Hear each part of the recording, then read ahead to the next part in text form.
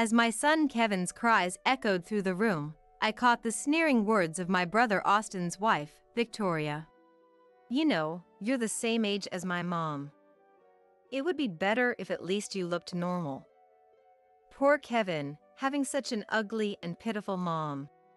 Victoria, who looked down on me, was trying to make my parents' home her own.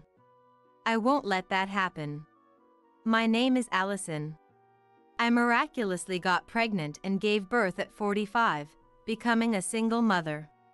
Because it was a late pregnancy and I was unmarried, my family and I decided that I would raise my child at my parents' home. Kevin's dad disappeared without knowing about my pregnancy, and that event left me deeply wounded both mentally and physically, causing me to quit my job. Now, I live happily with my mom, who still works part-time even in her 70s, and my energetic 1-year-old son Kevin. By the way, my dad passed away 5 years ago. I have a younger brother named Austin, who is 12 years younger than me. Although he's an adult now, he's still my adorable little brother, working for an airline and living on his own. Sometimes I wish he would bring home a girlfriend. One day, while I was talking with Mom about this, Austin came home with surprising news. "I'm getting married." "What?" We were astonished by Austin's sudden announcement. "When did this happen?" It's a long story. Austin began to tell us the details. His girlfriend, Victoria, was a 20-year-old woman. They met at a party and hit it off immediately. She approached him, and a month later, they started dating, meeting up for dates between his work shifts. Victoria had been a model featured in magazines since her school days, and after graduating high school, she worked in retail. "So, how long have you been dating?" "Almost 6 months." "Only 6 months?" Austin, being serious and sensible. Deciding to marry someone with such an age difference in just half a year seemed unbelievable to me, and I couldn't help but raise my voice. "I wasn't planning to get married so soon. I am serious about Victoria, but she's still young, and we haven't known each other that long. I thought we'd be dating for at least another year, but then Victoria sent me this." "What is it?" "Wait a second. Allison, your phone screen is bigger and clearer, so I'll send it to you." Austin sent an ultrasound image labeled "Here's the baby." "How could you do this before getting married?" Mom's anger made Austin lower his eyes. It was only right for Austin to take responsibility and marry Victoria. But I couldn't help but ask quietly. "You didn't get her pregnant on purpose, right?" "Of course not. But, as a guy, I guess it's my fault. I feel really bad for her." I gently patted Austin's shoulder as he gave a weak smile. Within a month, Austin got married. Victoria, who was young, cute, hardworking, and skillfully affectionate, brought immense joy to Mom, as if she had gained another grandchild. They planned to have the wedding before Victoria's belly showed, choosing a venue close to our home, and frequently visited us for wedding preparations. To Mom, Austin seemed special, and she looked incredibly happy whenever Austin and Victoria visited. "Your cooking is so delicious, I could eat it every day." Since hearing that, I started eagerly cooking whenever I knew Austin and Victoria were coming over. Austin and Victoria seem happy, and Mom dotes on them. I should be happy to have new family members too, but honestly, I can't feel that joy. Because it seems like she looks down on me. When Austin or Mom is around, she talks normally, but when it's just the two of us, she barely speaks and treats me with contempt. I genuinely want to get along with her.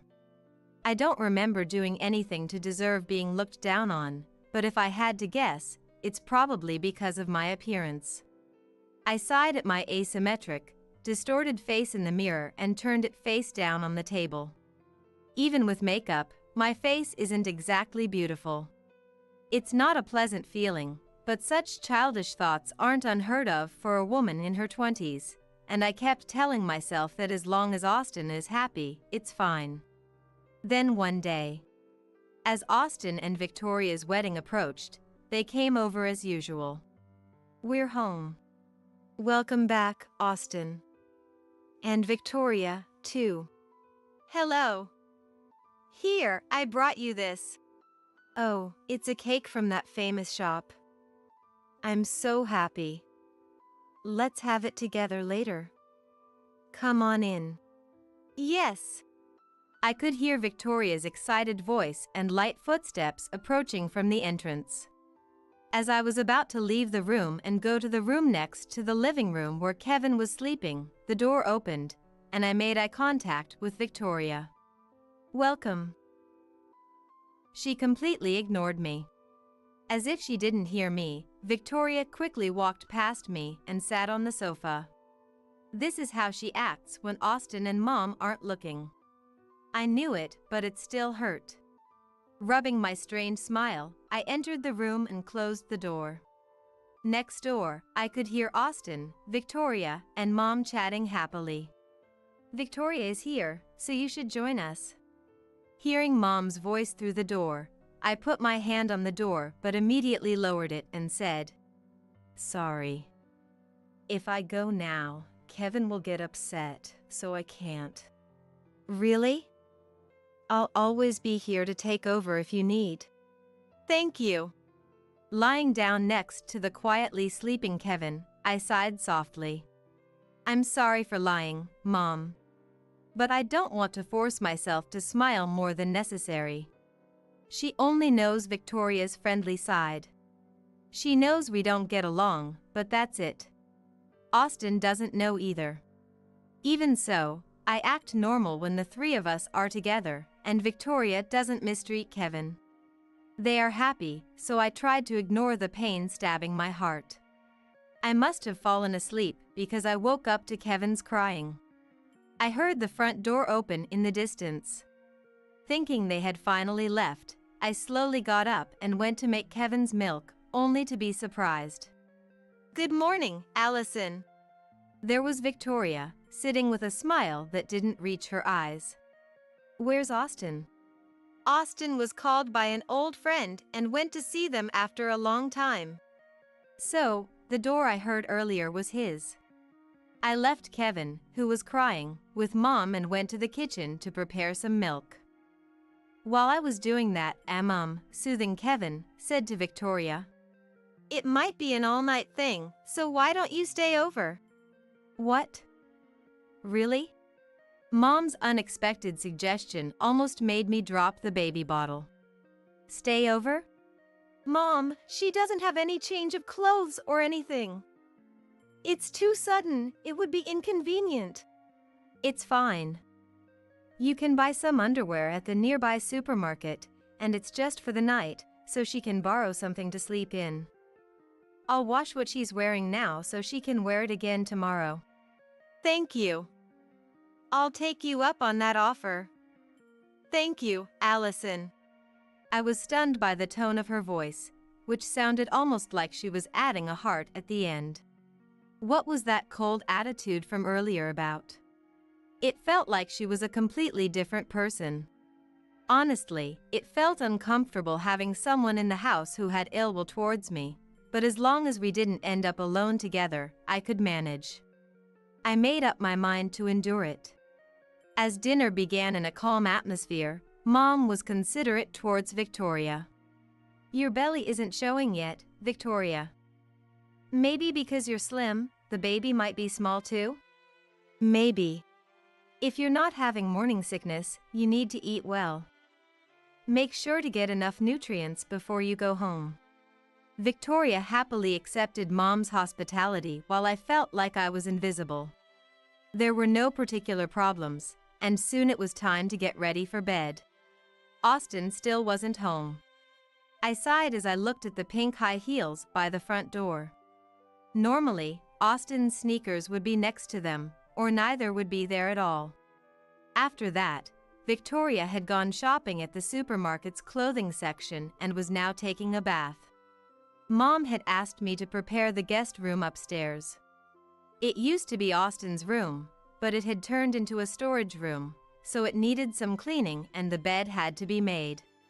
I turned on the air conditioner and quickly tidied up, then made the bed. Why do I have to do this? Swallowing my frustration, I turned to head back to the living room. Huh? I let out a strange noise. Victoria was standing in the doorway, glaring at me. My heart pounded in surprise as I addressed her. What's wrong? Nothing. I heard you were made to prepare the bedroom, so I came to say I could do it myself. She is nice to Mom, right? I see. It's okay, I'm done already. As I tried to leave the room, Victoria stood blocking the door. I had no idea what she wanted, and as I grew confused, she glared at me and then sneered. Allison, you can be summed up in 3 words. What? Fat, ugly, and lame. That's the 3 words. I was speechless at her sudden insult. I never expected to be directly called childish names. It's true I've gained 22 pounds, my face isn't symmetrical compared to most women, and I stay in pajamas all day because I don't go out. I have something to talk about, so could you come in for a moment? Ignoring my confusion, Victoria pushed me into the room. She locked the door and turned to face me, leaning against it. I always dreamed of getting married. What? I hate studying, and I don't want to work. So I wanted to catch a man with a decent amount of money to have a stable life and become a relaxed and free housewife. Suddenly, Victoria started talking about herself, leaving me stunned and unsure of what to make of it all. Ignoring my reaction, Victoria continued her monologue. Austin may be a bit older, but he's a pilot for a major airline, looks decent, and has a good personality. Plus, his parents' house is in a prime downtown location, which is just perfect. Wait, what does that mean? But Austin's mom is a given, and the real problem is you. It's impossible for me to become family with someone so ugly. How about getting some plastic surgery? Everyone's doing it these days. What? And how about going on a diet? You're getting ugly because you're still living at your parents' house. Aren't you embarrassed? Her well-formed lips spat out these belittling words, causing anger to bubble up inside me. What? Are you marrying him just for our money? I raised my voice in frustration, but she just laughed. Why are you getting so worked up? It's hilarious. I'm just seeking stability in exchange for letting him marry a young and beautiful woman like me. This woman is dangerous. If things continue like this, she'll take over the house, and Austin's money will be squandered. Alarm bells rang in my head. Thanks for letting me know. I'll tell Austin about your true nature. Break up with him. He wouldn't believe you without any proof. The wedding is soon. It's too late to do anything about it, and I won't let you. If only my eyes or ears had a recording function. Victoria continued, with a malicious smile. Okay, let me get straight to the point. After we settle down with kids, we plan to move into this house, so could you please move out? What? You can't just decide that on your own. It's not on my own. I've already discussed it with Austin and his mom. They both agreed it's fine, so all you need to do is give the okay. This is my house. It's just your parents' house, right? Eventually, it will be Austin's anyway, so it's just a matter of time. Go ahead and clear out your room. Consider it a compromise in place of a wedding gift. I was speechless at her selfish and one-sided words. Victoria continued with a nasty grin. Besides, I think it's about time you became independent. Austin is a pilot, and you're still leeching off your parents' house. Isn't that embarrassing? Leeching. I'm actually. A proper person wouldn't stay home all day? Point made. Her condescending attitude irritated me. "You don't know anything about me, so stop talking like you do." "Well, I don't want to know, and I'm not interested." "You're a single mother because you were dumped for being ugly, right?" "I don't even need to ask to know that much." It's so sad. I could feel the heat of anger rising to my face. Just as I was about to yell at her, I heard Kevin crying from downstairs, which brought me back to reality. Victoria opened the door. "Kevin is crying. Aren't you going to check on him?" she said, nodding towards the door, and went downstairs by herself. I didn't want to go back to the room with this woman.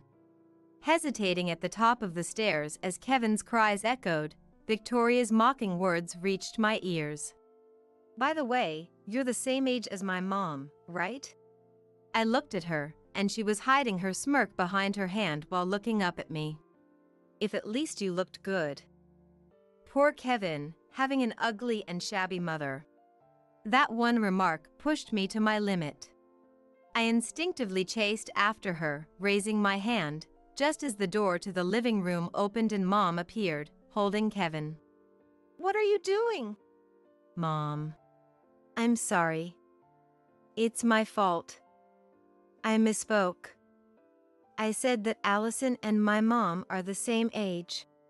Victoria raised her voice, trying to cover mine. Then she quickly turned to me and lowered her head. "I'm sorry for making you uncomfortable." "What?" As I stood there in shock at her sudden change in attitude, Mom gently patted Victoria's shoulder and said, "Keep such thoughts to yourself.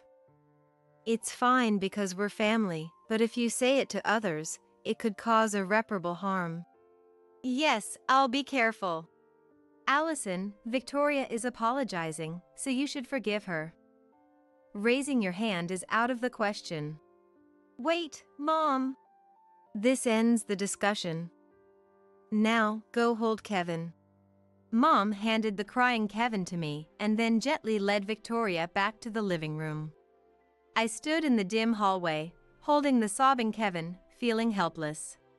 While putting Kevin to sleep in the room, I noticed Austin had come home.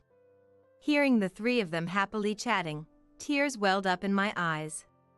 Even though I'm being ridiculed, my family is being ridiculed, and Kevin is being ridiculed, I can easily imagine that my words would be dismissed as paranoid by that two-faced person.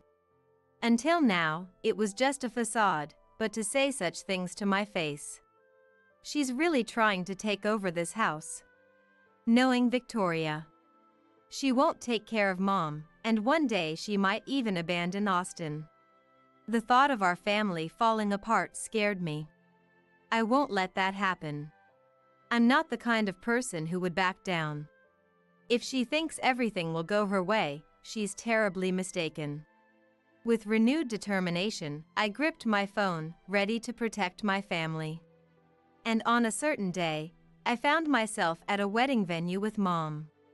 After that incident, Victoria kept insisting that I shouldn't attend the wedding and should claim to be sick, but when I told her that a former nurse like Mom wouldn't believe it, she looked frustrated. "Fine, you can come, but don't blame me if you embarrass yourself," and said. I didn't understand what she meant, but it's clear that Victoria holds ill will only towards me.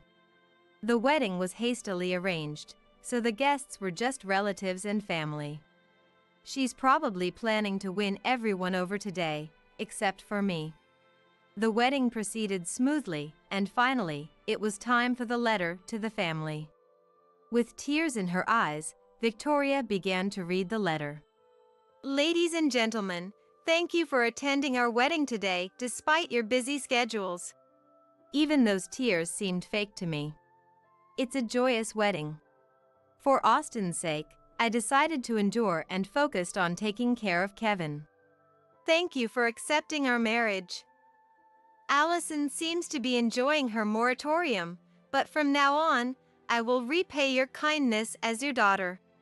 So this is what she meant by embarrassing. Sure, it might be shameful for an outsider to see someone my age not working. Of course, that's if it were true. When Victoria finished reading her letter, there was a noticeable stir among our guests instead of the expected emotional response. Austin was also surprised. What? What's going on? Austin asked frantically, seeing Victoria's puzzled smile. Victoria, aren't you mistaken? Allison worked as a flight attendant in the same company as me until just 2 years ago. What?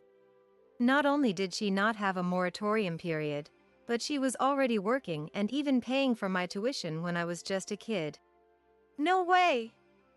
But with that appearance. Victoria pointed at me, visibly shaking. I shrugged my shoulders. Listen, Allison had an accident and got injured. She couldn't interact with customers as a crew member with that face, so she had no choice but to quit being a flight attendant. No! I didn't know that. Didn't know?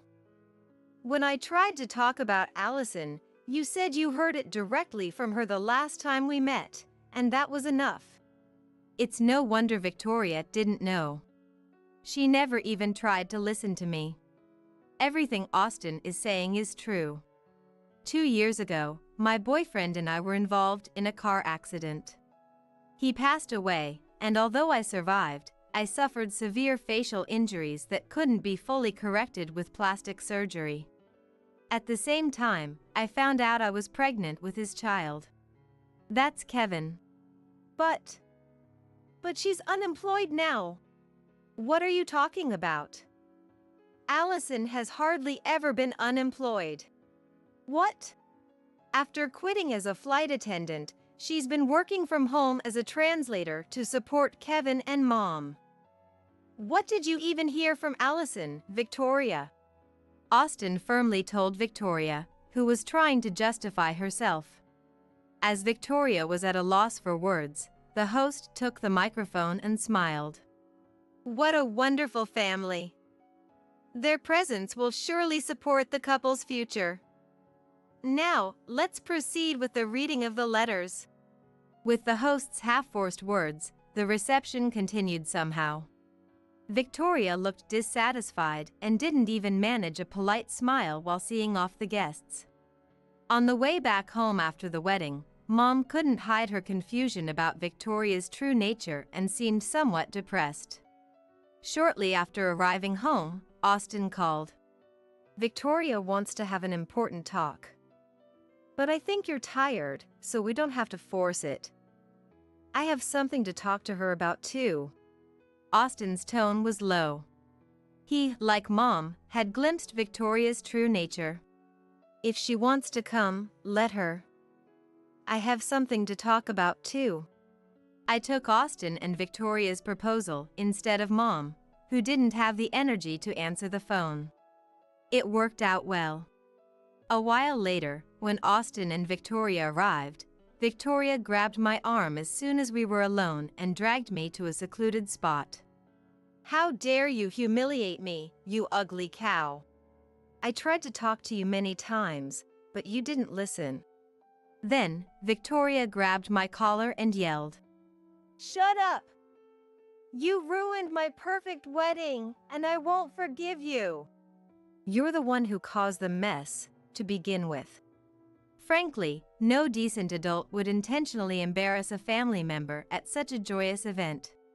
Her behavior was so childish that I couldn't help but be amazed. I sighed involuntarily, and she angrily pushed me away. Once I get this house, you'll be the first to go. You will going to be a servant. After mocking me, Victoria returned to the living room. I coughed a few times, rubbed my back where I had hit the wall, and checked my mobile phone in my pocket. Because of the trouble at the reception, the atmosphere was somewhat awkward, and our discussion started with just the four of us. When she began to drink, Victoria spoke up. Allison, I'm sorry for what happened at the reception. I've been so busy with wedding preparations that I didn't realize how weird my words sounded. But I truly want to repay you. So, what's this talk about? When I asked, Victoria hesitated for a moment and then forced a cheerful smile. You said you wanted to return the favor. Now that the wedding is over, why don't we think about living together? Well, Allison, that's not an issue. She told me to take care of Mom in her place. Right, Allison? Victoria spoke in a domineering tone, cutting off Mom's voice. Of course, Mom hadn't said a word about that. I sighed and quickly took out my mobile phone. Putting it on speaker, I played a certain recording at full volume. How dare you humiliate me, you ugly cow! Victoria's angry shout echoed through the room, silencing everyone. The recording revealed Victoria's true nature, leaving Austin pale with shock. When did you? I had prepared the mobile phone recorder just in case, to capture any evidence. What is the meaning of this?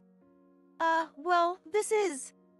Victoria, panicking under Austin's glare, darted her eyes around the room. I smiled and said, "Let me tell you something. There's no way this house will ever be yours." Why? Austin is the heir. Because the house is in my name. What? Mom is getting older, and since I don't have any plans to get married, she transferred it to me as a gift. Then what about the inheritance? That's none of your business. We've got that covered. But seriously, as soon as you find out the house is mine, you start talking about inheritance? Mom is still healthy, you know. Her true colors started to show. Under Austin's cold stare, she tried to compose herself by rubbing her belly. What? You're going to believe Allison over me? I'm pregnant. You should be mad at Allison for stressing me out. Enough. Aren't you ashamed of lying just to save yourself? Shut up. Austin has a duty to make me happy. He always has to put me first. Austin, at a loss for words, hung his head. Victoria was clearly trying to manipulate him into feeling guilty and complying with her demands. The last bit of restraint I had left snapped. If that's how you want to play it, I won't hold back. I pulled out a clear file from my favorite bag and slapped 2 images down.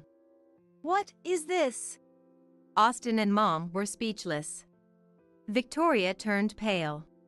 No morning sickness, your belly isn't showing, and you're still wearing high heels. I found it suspicious. I checked the ultrasound images Austin gave me and confirmed it. The images were enlarged copies of 2 identical ultrasound photos, except one had a message written over the date. The exact same ultrasound image you sent to Austin was on a website. The one I found was dated 5 years ago. I continued, pressing the shaken Victoria. You're not pregnant, are you? Victoria was stunned, clearly shaken. You thought it through. People wouldn't notice the details just because it's an ultrasound photo. You even covered the date with a message. Finding that exact image online was a gamble. With the help of friends I made during my flight attendant days, I managed to locate it. If you still want to make excuses, go get tested at the hospital with Austin. With a twisted expression, biting her lip and glaring at me, Victoria spat out. I'm leaving. Goodbye. Forever, goodbye. She stormed past me, marching straight to the door. Austin sighed deeply, bowed his head, and dashed out after her.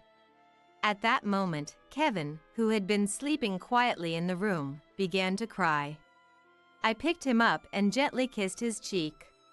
Mom slowly stood up, looked at me, and smiled. Shall I make some milk? I nodded and followed Mom to the kitchen, still holding Kevin. The usual calm atmosphere returned, as if the earlier chaos had never happened. Not even a month after the wedding, Austin and Victoria divorced. According to Austin, they had gone to the hospital with a sliver of hope, only to be told that despite it being her first visit, Victoria's pregnancy test was positive. Moreover, it was confirmed she was in the early stages of pregnancy. Since hearing about the pregnancy, Austin had refrained from any intimate relations out of concern for Victoria's health. So, what did this mean? Apparently, Victoria had been having an affair behind Austin's back and was carrying the child of her lover. Austin hired a detective, quickly gathering evidence of Victoria's infidelity, and demanded compensation in the divorce court. To make matters worse, Victoria's lover was someone who worked at a club, and he abandoned her as soon as the compensation claim was made. Victoria tearfully begged Austin to take her back, but Austin, fed up with her lies, flatly refused. At just 20 years old, Victoria couldn't possibly pay the hefty compensation, so she turned to her parents, who covered the costs. She was scolded severely and brought back home. Ironically, she became the single mother living with her parents she had once scorned. Young and now the subject of scrutiny, she would have to work and raise her child. Well, it was her own doing. I just hope that the innocent child can be raised well by the in-laws. 2 years later, Austin reconnected with an old friend at a reunion and decided to remarry. Given what happened with Victoria, both Mom and I were initially cautious, but the new woman was kind-hearted and genuine, and she adored Kevin. Kevin was to be the ring bearer at their wedding. Dressed in a bow tie and carrying a beautiful small box, Kevin walked down the aisle, drawing cheers from the guests. Handing the rings to Austin, he then ran back to me with a proud smile, and I picked him up gently. His eyes were just like those of the man I loved. Mom stood smiling beside me. In front of us were the happy Austin and his bride. I have no plans to remarry. But that's all right. I have my family. I will continue to do my best to ensure my loved ones always have smiles on their faces. Don't you dare show up at my college entrance ceremony next month, you fake mom. Alan, my husband Scott's son from a previous marriage, told me bluntly, not even trying to hide his displeased expression. As he shamelessly devoured the celebratory meal I had prepared for his acceptance, Alan clicked his tongue at me, unable to conceal his shock at my appearance. Why are you so surprised? You even showed up uninvited to my high school graduation. People thought a woman with your saggy body was my mom, and it was humiliating for me. Alan spat out venomously, recalling the recent high school graduation ceremony. It was true that I wasn't Alan's real mother, and my husband Scott and I are 8 years apart. But that's precisely why I had tried to be considerate. Sure, I had been exhausted and maybe my dark circles were showing, but I had even gone to the beauty salon to get dolled up. I couldn't have looked bad enough to warrant such hurtful comments. Even if Alan wasn't my biological son, it was my only son's graduation. I had rearranged meetings and business deals, somehow managing to take the day off to attend, and yet this was how he felt about me. It made my heart sink. Moreover, Scott, who should have defended me, instead crudely laughed at the sight of Alan attacking me. Well, I guess there's only so much a makeup can do. She's an old woman after all.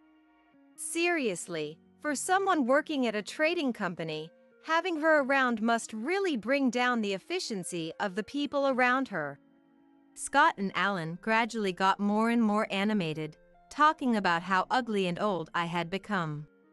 Aging is a natural process that everyone goes through, yet they mocked it as something hideous and looked down on me. Ah, this marriage was indeed a mistake, I realized once again with a pang.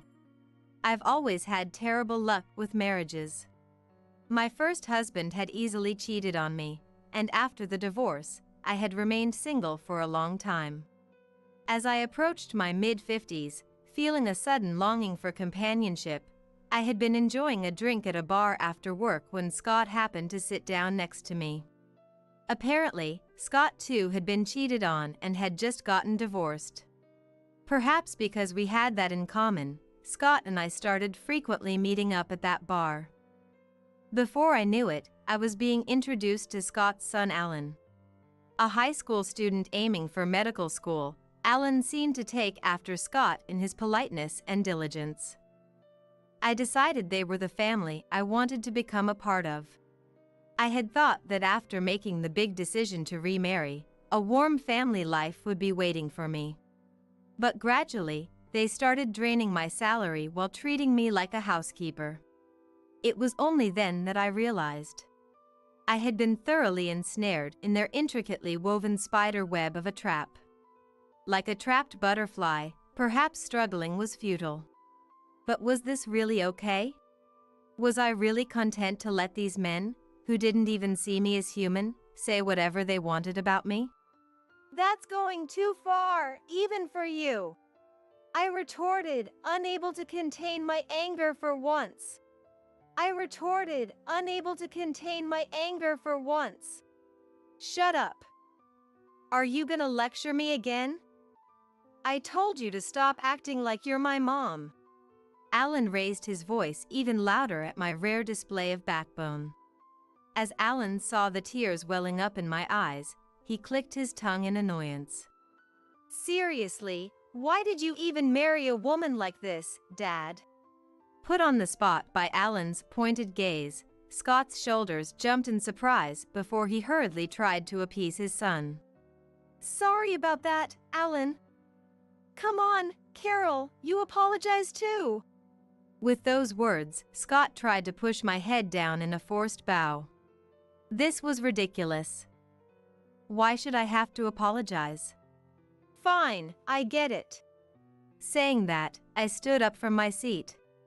Then, on the day of the university entrance ceremony we had been waiting for, they were confronted with a shocking revelation from the school administration. Due to the $12,000 in unpaid tuition fees, your acceptance has been revoked. What? My name is Carol. A 55-year-old woman working at a trading company. I'm fortunate to hold the position of Director of Corporate Planning, allowing me to live comfortably without financial worries. I was married once in my 30s, but that ended in divorce due to my ex-husband's infidelity. For a while after that, I threw myself into my work. But about a year ago, I happened to meet Scott at a bar I had stopped by on a whim. He had taken the seat next to me at the counter by chance, and as we got to talking, we discovered that we had both been cheated on and divorced, finding a sense of camaraderie in our shared experiences. Before long, we started seeing each other outside of the bar as well. Scott was 47 and, to my surprise, worked at one of my company's client firms as a sales manager. He had a son, Alan, who was in his third year of high school.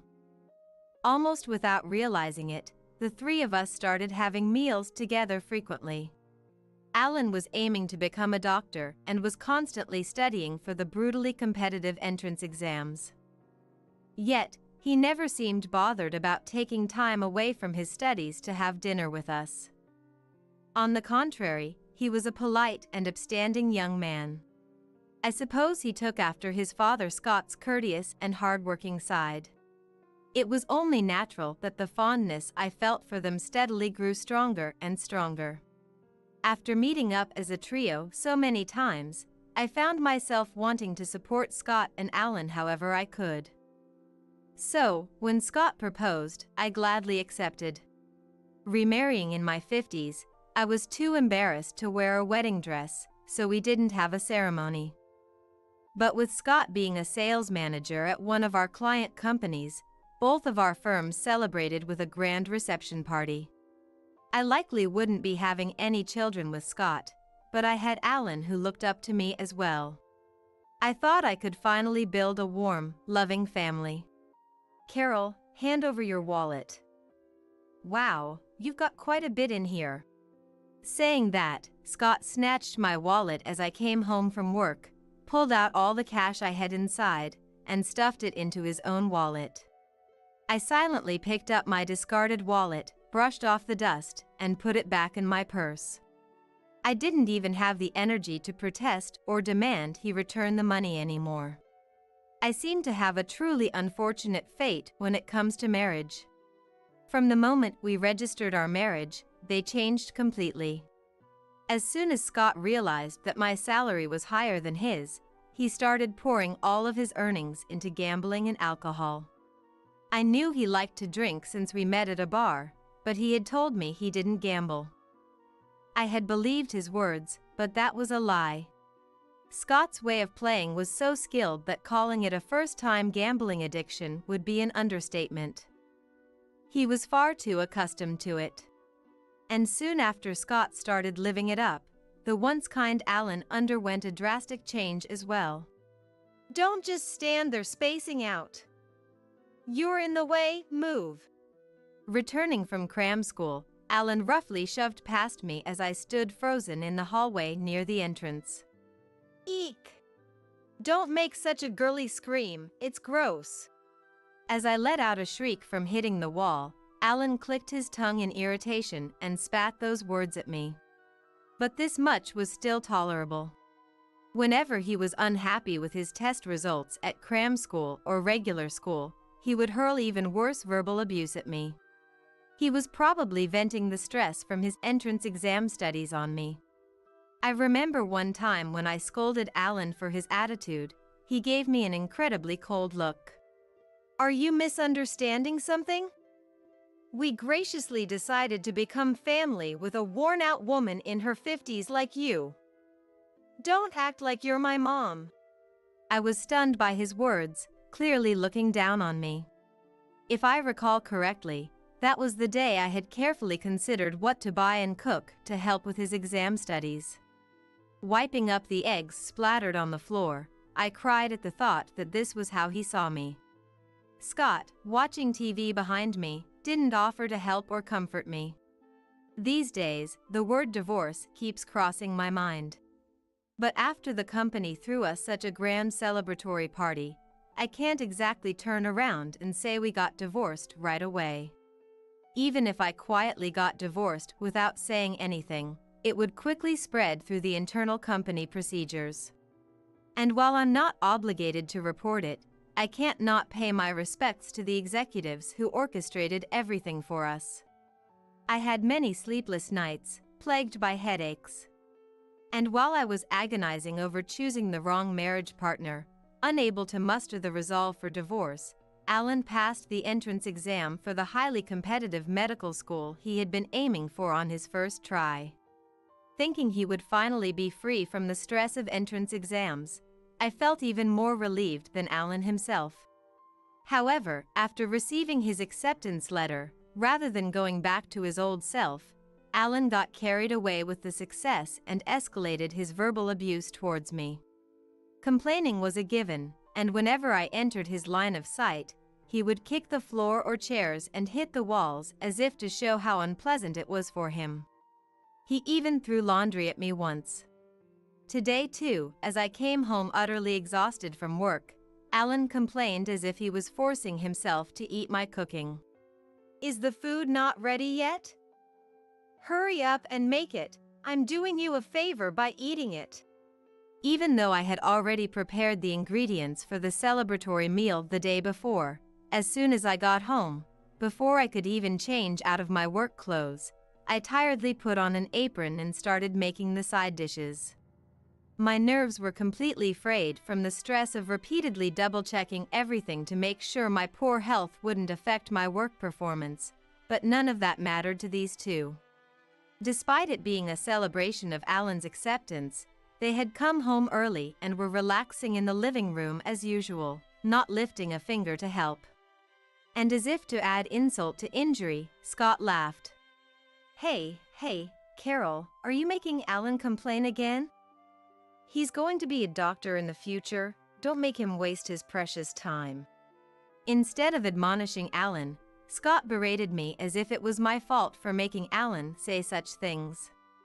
Ever since Alan's acceptance was confirmed, Scott had been putting me down even more than before, together with Alan, as if to appease him. One time, when I was crying alone in the living room in the middle of the night, Scott spat out these words to me. Anyone can see who's the better choice to side with, between you who will retire in less than 10 years, and my son who will be earning a high salary as a doctor for decades to come. I can never forget his face as he sneered at me, looking like a demon.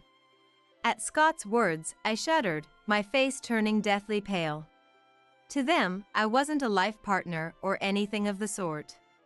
I was just a convenient person to bring in money and do the housework.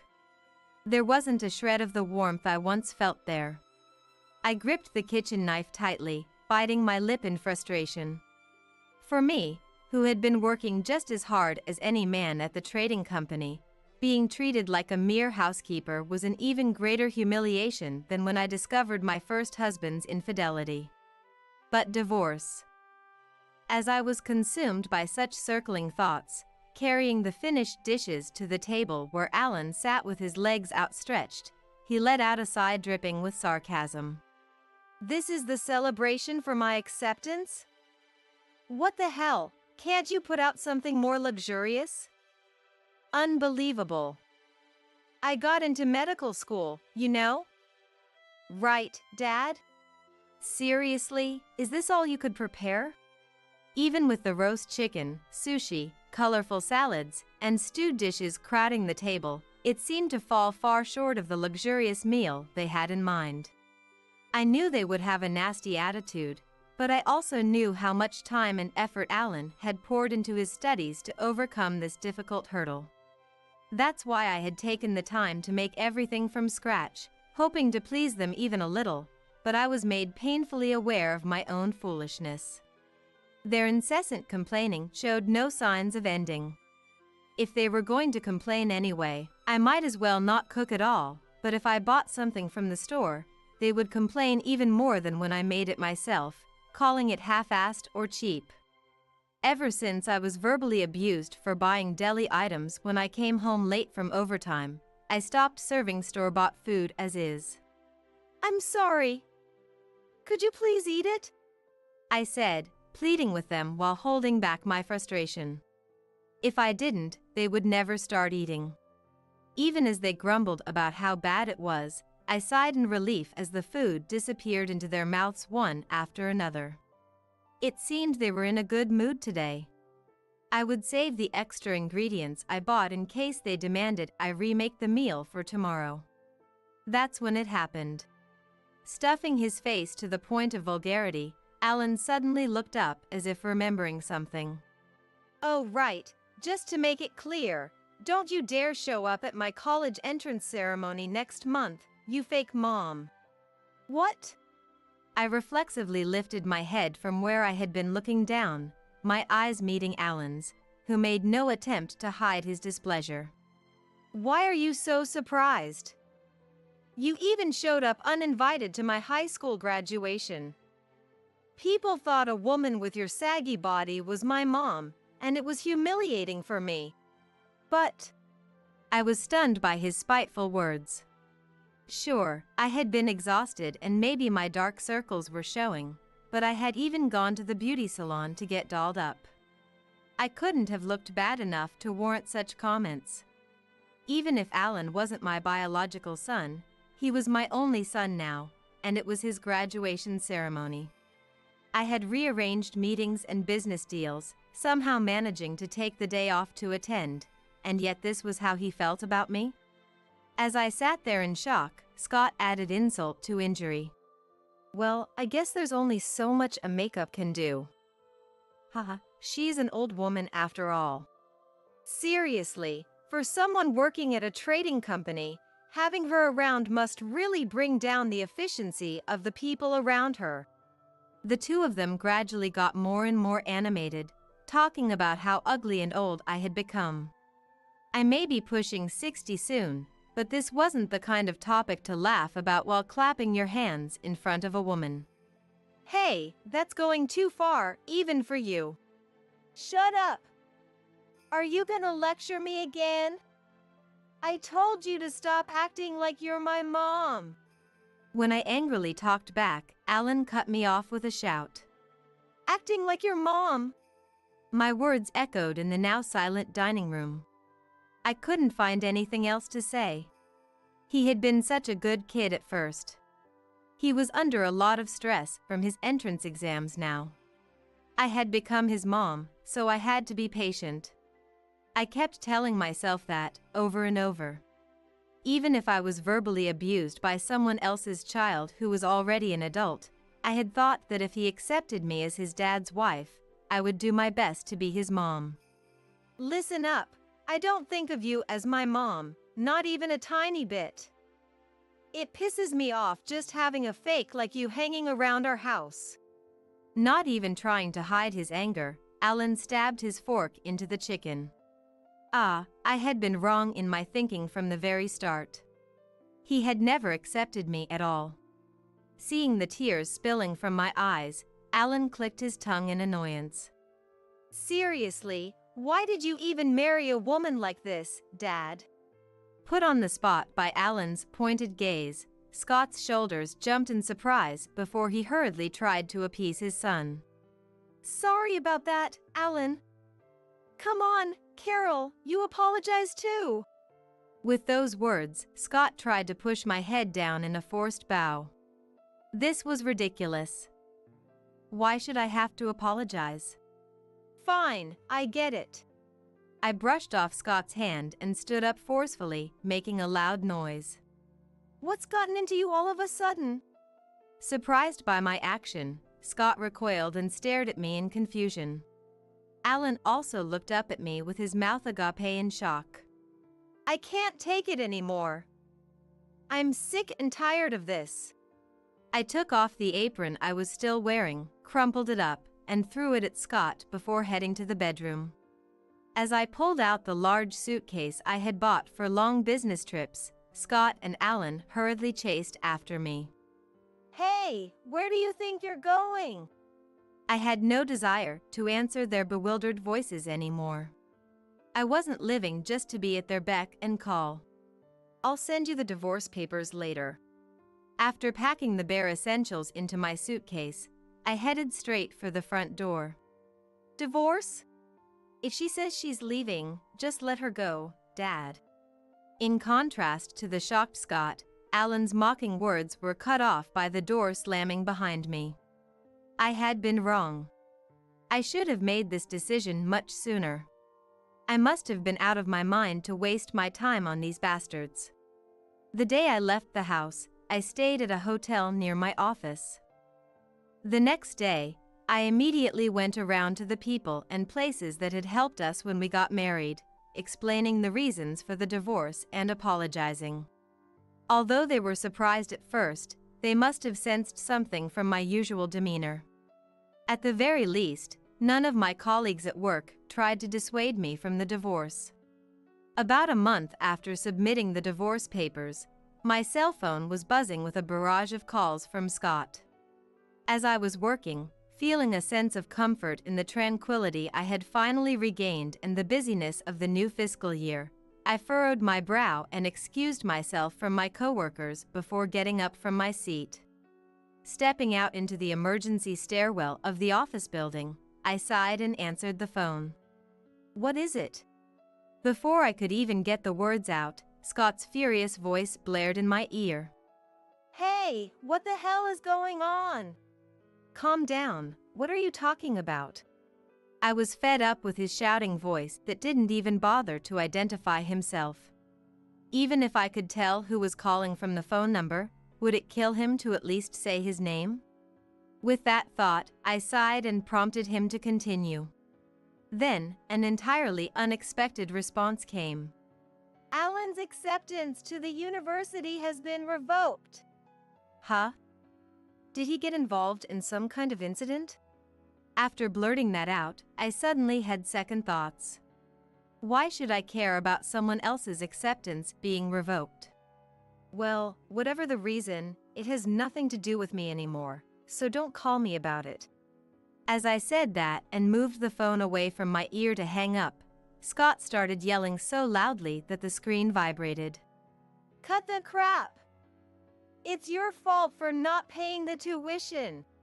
What? Why would I be the one to pay his tuition? I gripped the phone tighter and retorted upon hearing his words. But Scott didn't stay silent either. "You're the one with the higher income, so of course you should be the one paying. I even gave you all the paperwork for the procedures." What was he suddenly going on about? As I furrowed my brow, I suddenly remembered. He had indeed dumped all the bothersome paperwork on me, but on the day I left the house, I had gathered it all and left it behind. I put all the paperwork together in an easy-to-find place, didn't I? Yeah, and I submitted it as is. After doing all that, why didn't you pay the tuition? Scott shouted in frustration at my words, and the headache I had forgotten about came rushing back. Sighing, I looked up at the sky, wondering if happiness was really slipping away from me. Don't try to pin this nonsense on me. Besides, didn't the university try to contact you to confirm? When I said that out of exasperation, Scott stammered and started making excuses.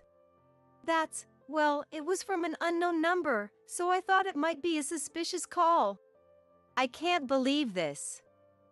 You blocked the number without even checking who it was? I stared at Scott in disbelief over his unbelievable statement. Come to think of it, I vaguely remembered Scott saying something like this before. As a manager, I get so many annoying calls from who knows where. I'd block them right away, but it's a never-ending battle. He had bragged about it proudly, but I bet he never dreamed it would come back to bite him like this. Besides, he had left checking the mail to me for the longest time, so knowing him, he probably didn't even bother to look at the reminder letters. I'm sure he didn't even notice the notification about the acceptance being revoked. But all of this was a tragedy of his own making. It was none of my concern. This is your fault. Go apologize to the university right now and pay the tuition. That's why I was troubled by him trying to shift the blame like this. Don't be ridiculous. We're already divorced. Why should I have to pay for a stranger's tuition?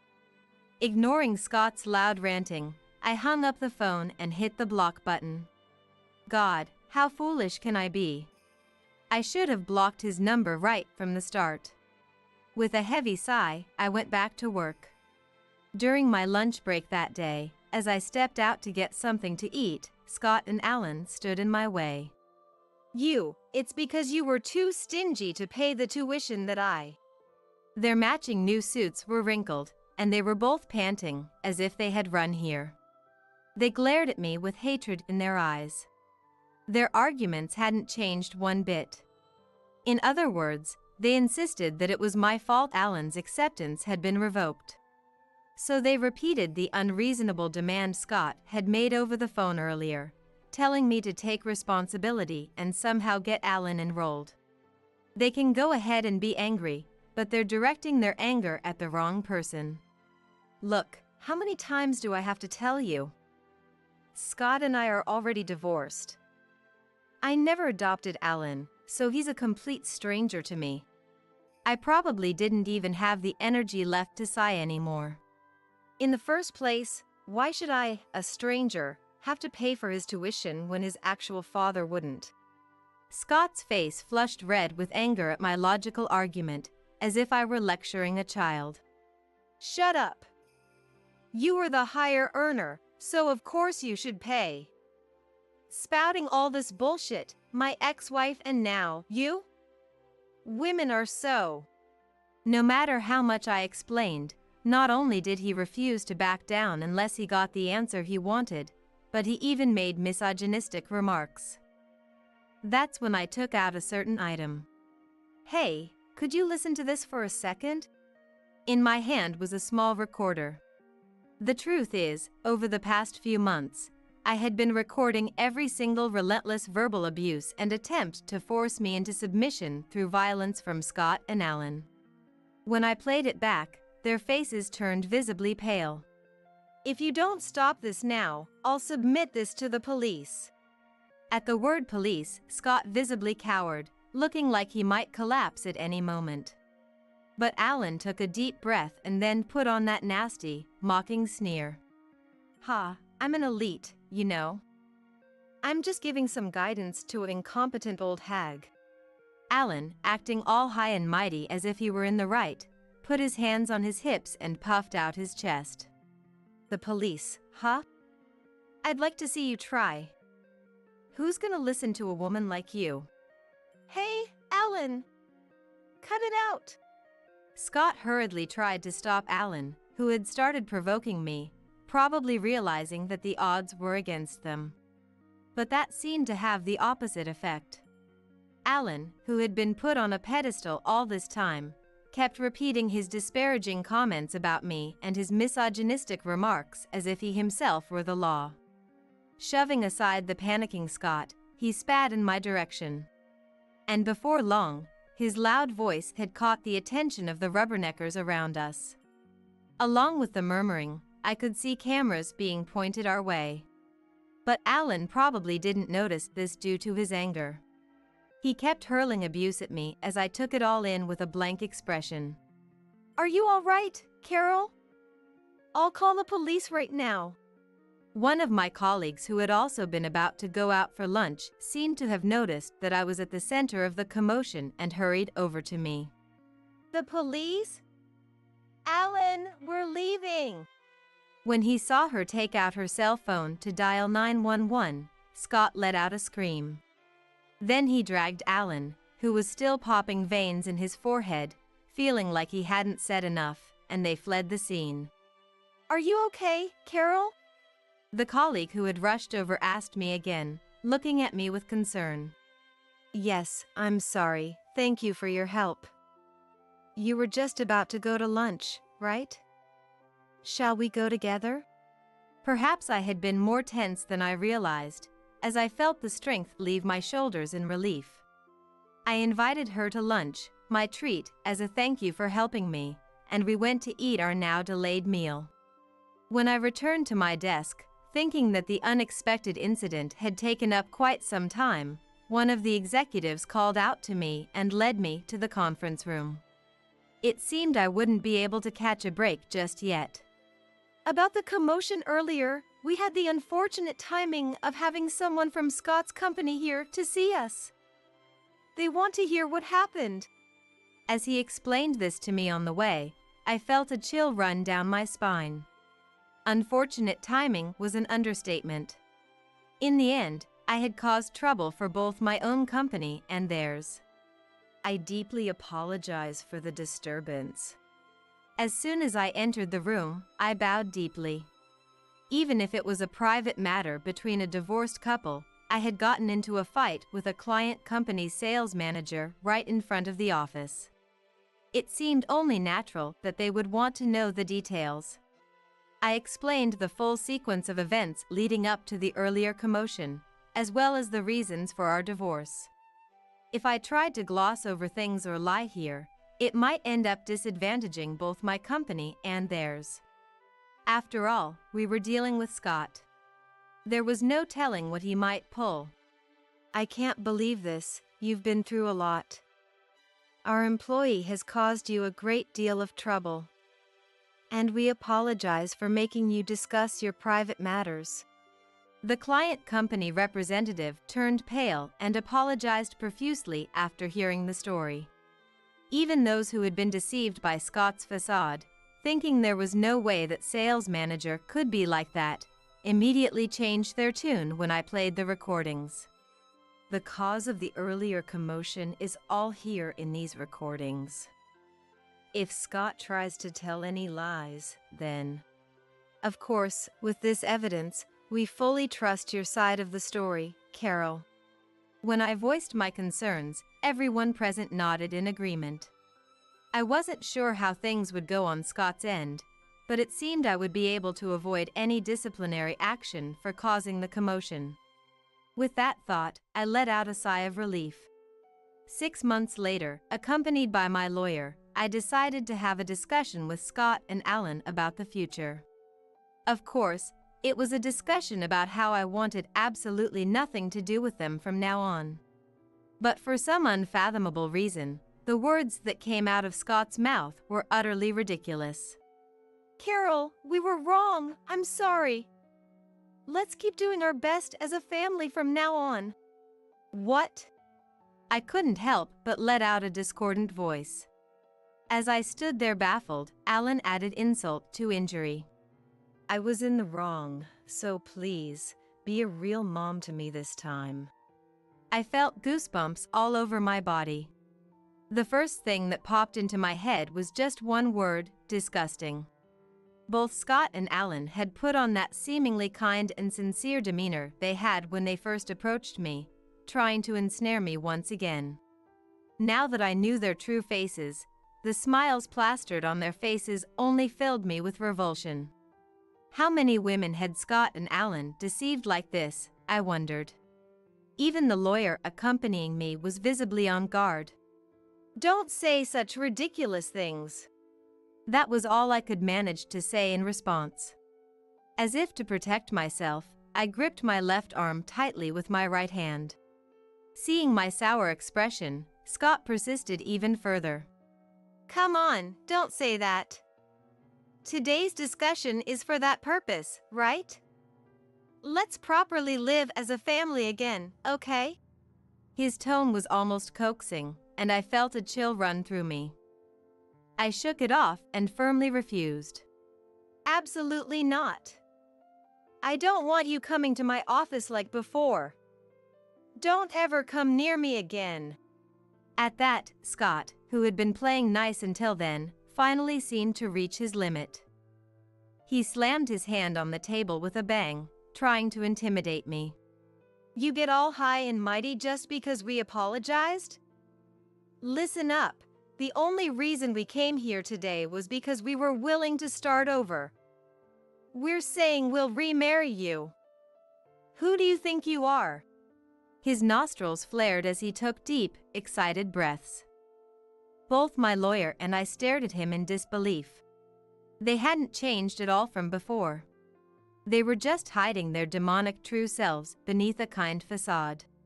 My lawyer, who had been cowed, came back to his senses and composed himself, broaching the subject anew. The reason we asked you to come here today is to explain the compensation claim for the divorce trial and to have you promise to refrain from contacting Carol for the rest of your lives. Saying this as calmly as possible, he placed a single invoice in front of Scott. The moment they laid eyes on the paper titled compensation claim, Scott and Alan bared their teeth, openly displaying their anger. Huh? Compensation? What compensation are you talking about? You're the one who up and left on your own. The saggy hag is just making false accusations to get money. The two of them were making a huge fuss, but my lawyer seemed to be getting used to it and handled them without flinching. Please don't raise your voice. Even that completely immoral behavior of yours is more than enough grounds for a compensation claim. But Scott, you were cheating on her, weren't you? What? Don't be ridiculous. I never cheated. Faced with the lawyer's stern gaze, Scott's earlier bravado vanished in an instant, and he visibly panicked. It seemed Alan hadn't known about Scott's infidelity and stood there frozen in shock. I took a deep breath and began to speak as calmly as I could. Your behavior was so abnormal that I reached out to your first wife. What are you doing, going behind my back? As Scott looked like he was about to lash out, the lawyer silenced him with a look. Once he confirmed that Scott had restrained himself and fallen silent, the lawyer prompted me to continue. It turns out you were the one who cheated. I presented a copy of the divorce agreement that Scott's ex-wife had given me, urging me to use it.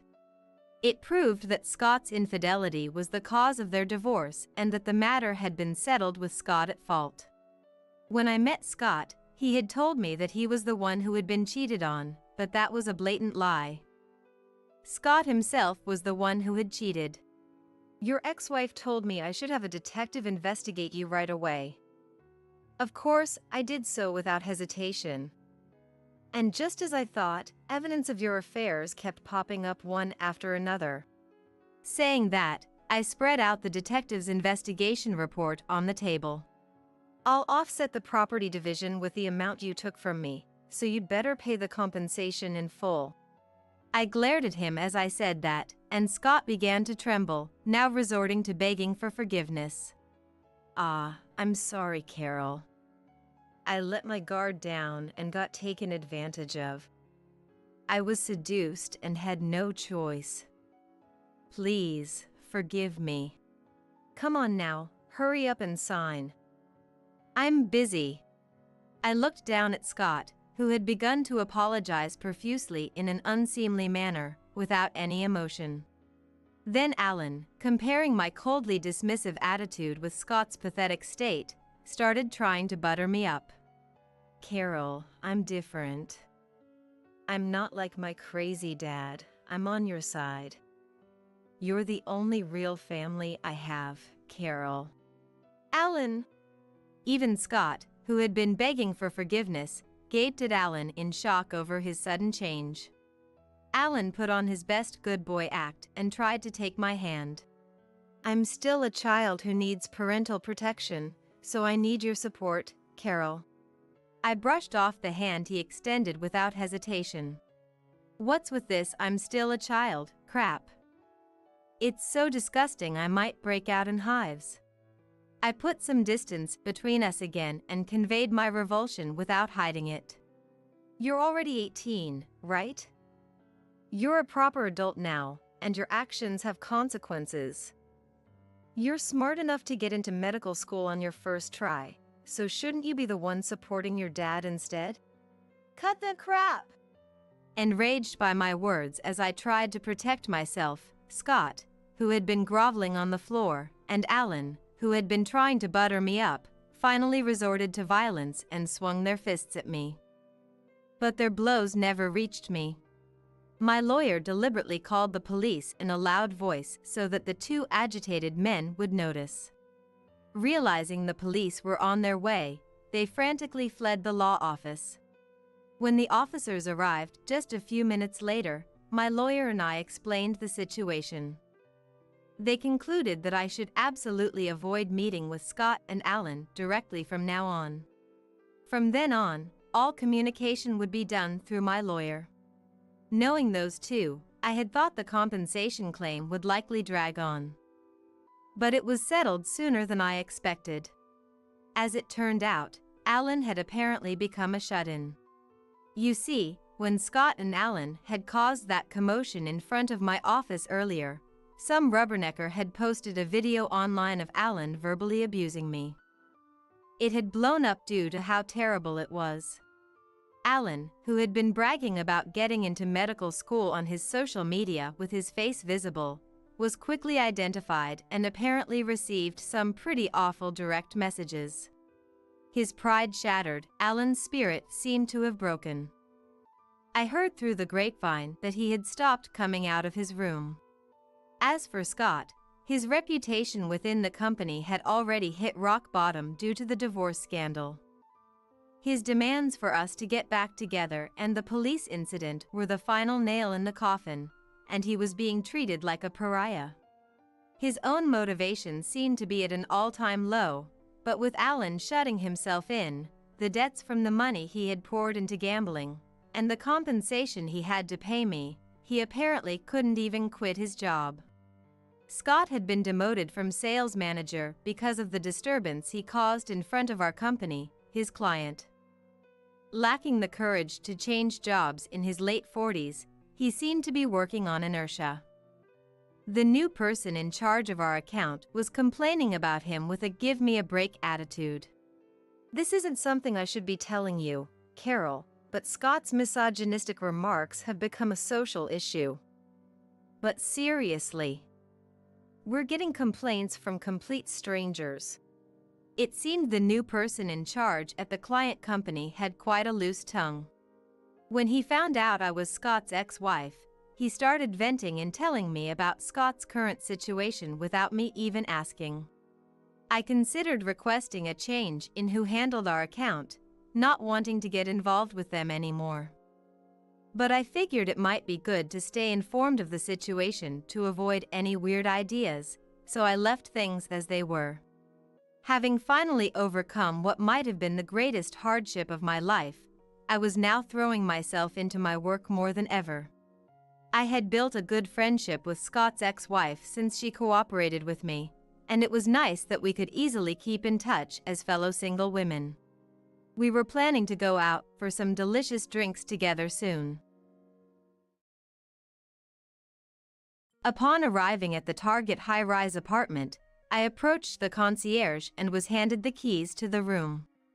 Through the elevator reserved for the higher floors, I made my way to the top floor of the apartment. Wow, this is lovely! As the door opened, my sister-in-law, Laura, was the first to leap in, dancing around as she exclaimed, "Let's get unpacking."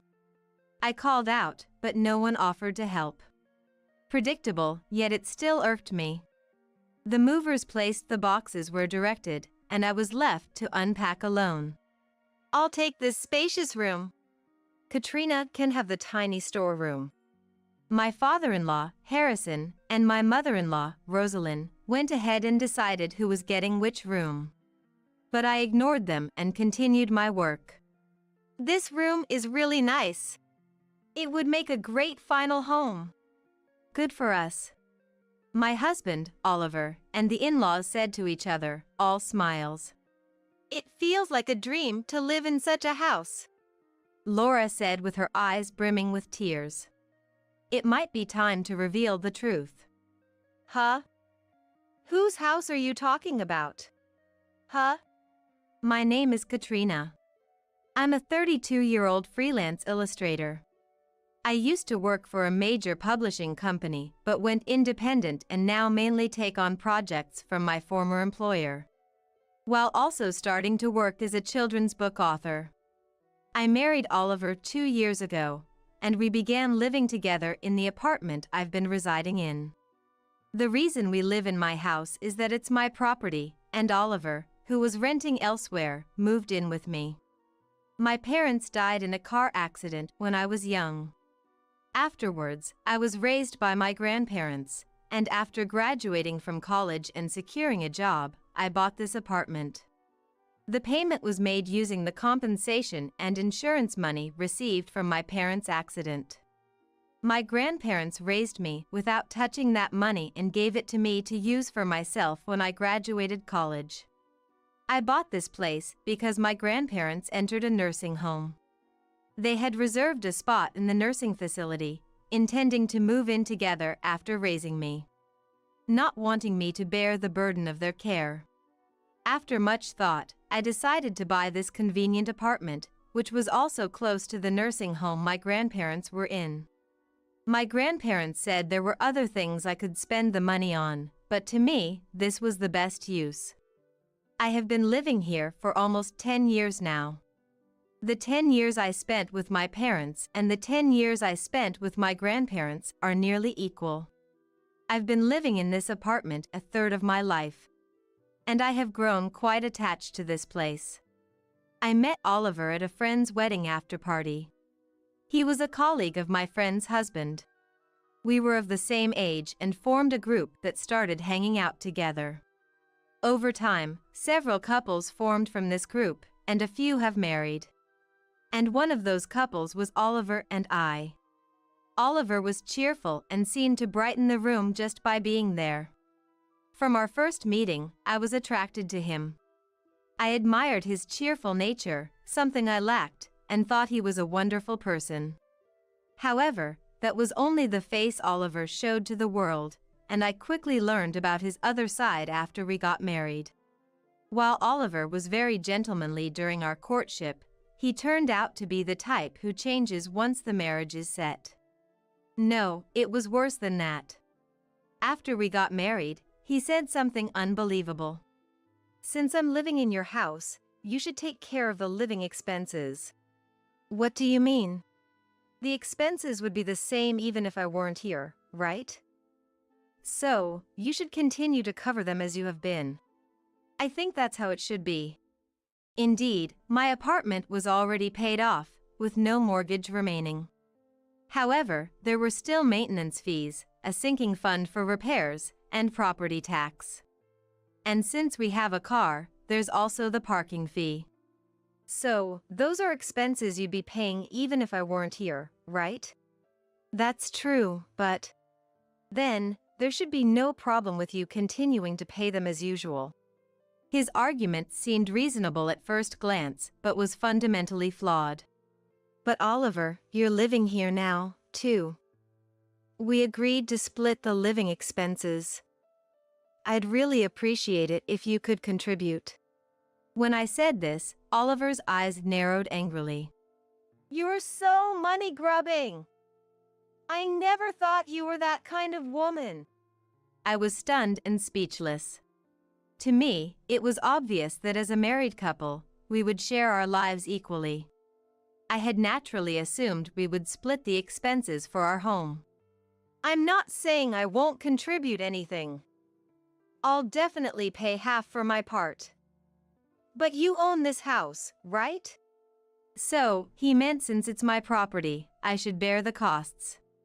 I'll pay for my own necessities, isn't that fair enough? Reluctantly, I agreed to his request. In the beginning, Oliver did pay half the living expenses as promised. But only the half that I billed him for. This month's electricity bill came to this amount. That seems quite high. You're probably wasting money working from home? I had quit my job while dating Oliver and started working freelance. Though I occasionally went out for meetings and networking, most of my work was done from home. It doesn't seem fair. First, Oliver complained about the high utility bills. Unfair? How so? Well, I work outside almost all day. And I'm supposed to pay for your electricity use while you work from home? What a reasoning. I was too astounded to respond. I only use a little when I come home to sleep. So, I don't have to pay half, right? Following this logic, Oliver began paying only a minimal amount. The same went for gas and water bills. Still, I tolerated it. Sure, Oliver was only home for a short time. And having an extra person did significantly increase the utility bills. But it was impossible to calculate exactly how much each of us used. Despite his complaints, we did share the living expenses, so I silently accepted his reasoning. Looking back, I can't believe how foolish I was, but at the time, I thought it was necessary. I decided it was better to endure and keep our marital life peaceful than to fight over something trivial from the start. Aside from money issues, Oliver was as bright and fun as before we got married. Though the financial concern always lingered in the back of my mind, I didn't struggle to live without his contributions. And I valued our happy times more. But the supposed happiness began to feel increasingly precarious. More overtime today, they really need to get it together. Oliver started coming home later, sounding annoyed. Are you okay with all this overtime? There's a guideline that working over a certain number of hours a month is dangerous. You don't understand. Those are just nominal figures. A good salesman isn't just working the hours logged on the time card. Oliver said this disdainfully. Katrina, you've had to pull all-nighters to meet deadlines, right? Yes, that's true. That's my point. Don't be fooled by just the apparent numbers. I graduated from an art college and worked as an illustrator. So I really didn't know much about sales.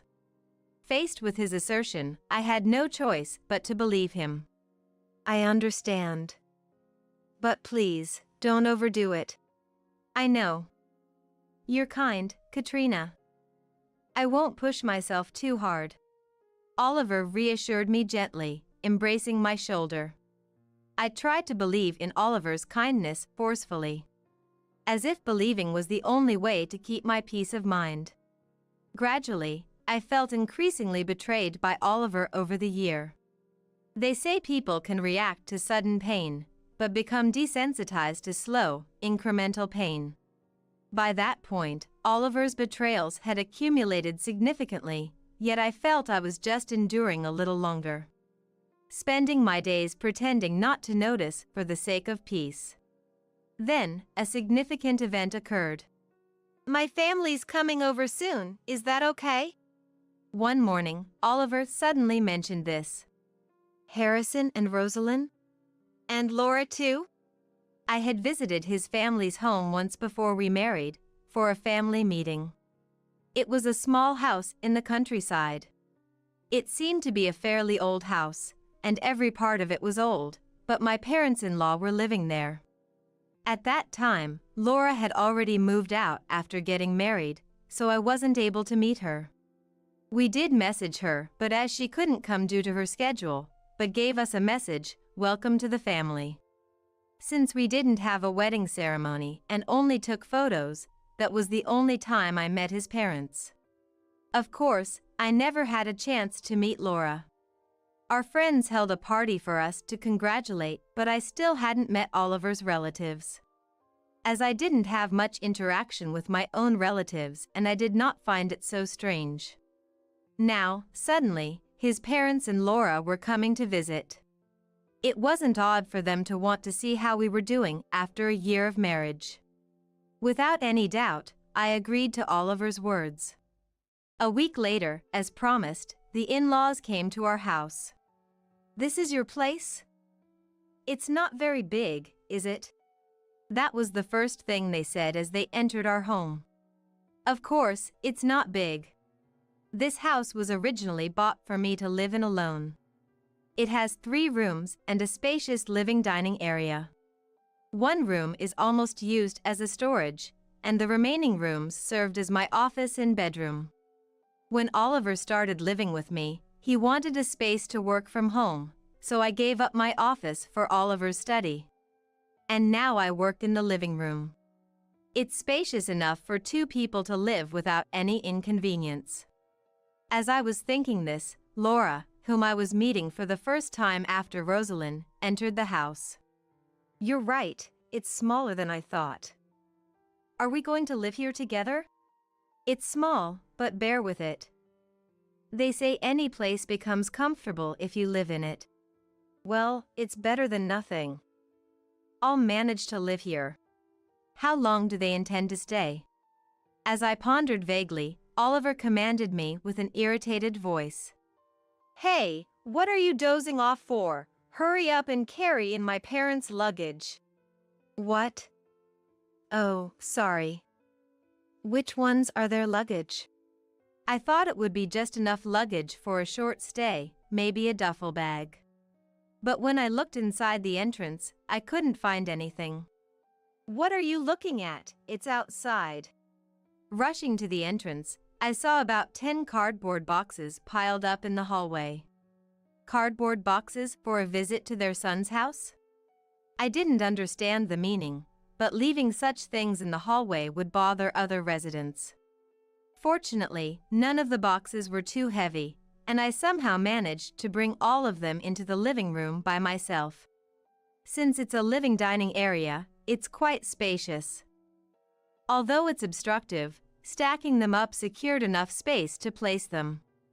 During this time, Oliver and the in-laws were sitting and talking. Make coffee once you're done with the luggage. Hurry up, everyone is tired.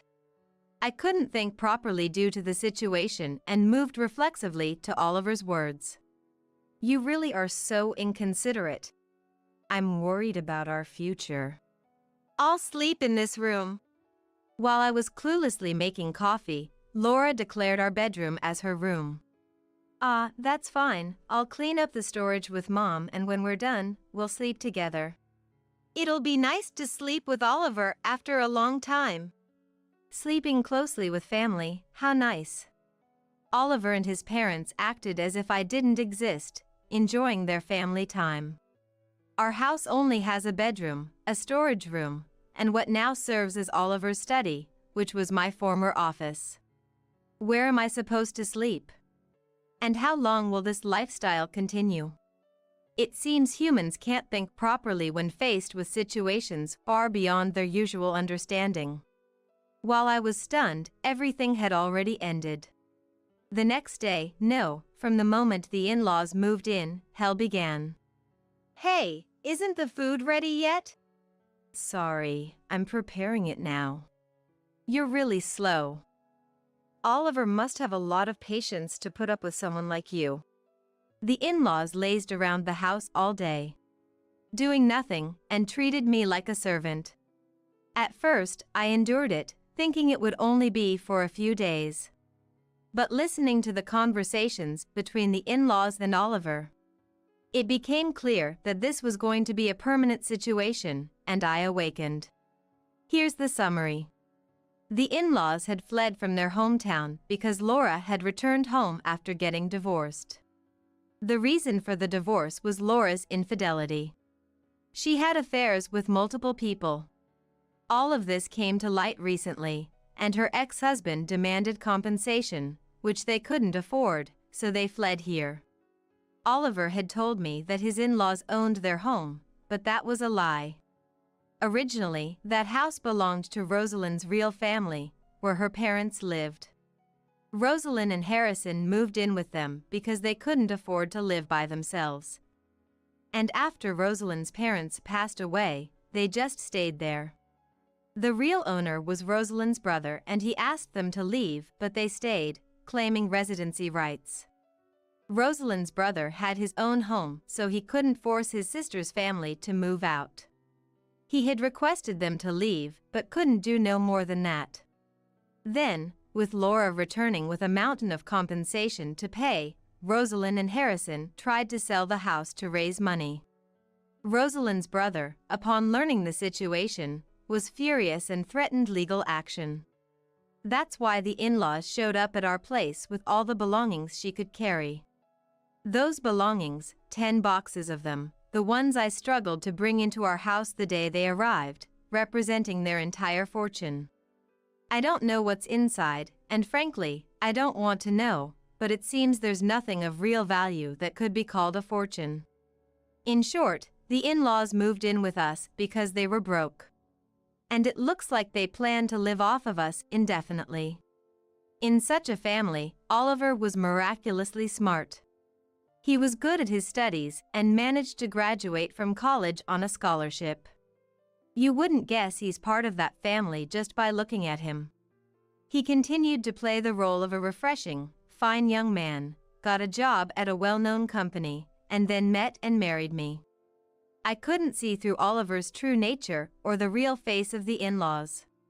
My parents had already passed away, so I'm all alone. But I'm working and already own a house. To Oliver, I must have seemed like a perfect target. No way, I'm not going to let this happen to myself. Now that I know everything, I refuse to quietly become their slave. I won't let this no-good family take advantage of me. I started planning my retaliation and took action the very next day. For now, I had to act submissive.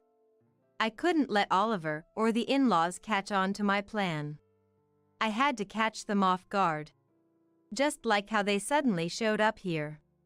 After pretending to listen to the in-laws for about a week, one day, Laura said to me, "Give me some money." Laura demanded, extending her open right hand. She was so blatantly freeloading. It was irritating, but I had decided not to resist for now. I handed Laura a few bills. "Is this all? Don't you have more?" "I don't have more on me right now since this was sudden." "Then a credit card will do." "Absolutely not. If I gave her a card, there's no telling what she'd do with it." "I can't lend you a card. I'll withdraw some money from the bank tomorrow. Please wait until then." I managed to quiet the complaining in-laws by making that promise. I wouldn't give them the card no matter what. That night, after Oliver came home, he complained about it. "You could have just lent them the card. You're really stingy with money." I was appalled by his words, but I apologized, thinking it over. "I'm sorry. I thought there could be problems if something happened." "Like what?" I was afraid of lending a card with a different name, and if Rosalind and Harrison got arrested for misuse, I couldn't do it. Oliver seemed satisfied with this reason. Then, make a family card for my mom and dad. I'm counting on you. Understood. I replied as such, but I had no intention of making one. About a month later, Oliver asked about the status of the family card. Maybe the in-laws, having received money several times, found it troublesome and urged Oliver to ask for the card. I'm sorry, but it seems I can't make it, I said, feigning disappointment. I hadn't applied for a family card and wasn't disappointed at all. Why not? Rosalind and the others are considered relatives, not family, so it doesn't work. Apparently, it's not okay just to live here temporarily. The in-laws had just rolled in without permission, and no proper arrangements had been made for living together. They haven't even changed the address registration, so it seems like there's no actual residence. I see. Faced with this explanation, Oliver seemed to have no choice but to accept. Well, then we just need to change the address registration. That's right, since we're going to live here anyway. Go ahead and take care of the procedures. What a nerve for them to order me to do so. About that, I think this house is a bit small for us to live in permanently. Now that you mention it, maybe that's why you haven't been coming home much lately. When I said that, Oliver looked a bit puzzled. I've been staying at hotels because I've been working late.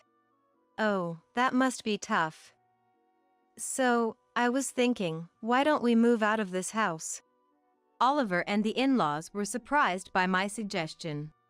This house was originally bought for me to live alone, and while Oliver and I could barely make do, it's definitely too small in the current situation. Indeed. Look at this. Wouldn't you want to live in a house like this? I showed them the brochure for a new apartment. It was a recently completed high-rise building. The brochure featured photos of a top-floor apartment. Spacious, with large windows offering a view of the city below. How were you able to get an apartment like this? I thought our current place was too cramped, so I decided to go for it. I sold this place and added my parents' inheritance and savings to buy it. That's great. This place isn't bad, but that one is definitely better. Laura and Oliver, who had been looking skeptically, relaxed when they learned the payment was already complete. Wow, you've got some sense. I'm seeing you in a new light for the first time. Yeah, I guess I can acknowledge you as Oliver's wife. The in-laws nodded in agreement with smiles. And just like that, the move was settled smoothly. About a month later, the day of the move arrived. It was a bit sad to say goodbye to the house we had lived in for so long, but it was for a brighter future. Once the belongings were loaded into 2 trucks, we headed to our new destination. Upon arriving at the high-rise and speaking to the concierge, we were handed the keys to our apartment. To our top-floor apartment via the high-rise exclusive elevator. Wow, it's beautiful. Laura was the first to dash in, exclaiming as if dancing. Let's get unpacking. I called out, but no one offered to help. As expected, but still infuriating. The movers placed the brought items were directed, and I began unpacking alone. I'll take this spacious room. Katrina can have the tiny storage. The in-laws were assigning rooms as they pleased, but I ignored them and continued my work. This room is truly wonderful. A great choice for our final home. I'm glad you feel that way. Oliver and the in-laws were all smiles, exchanging such words.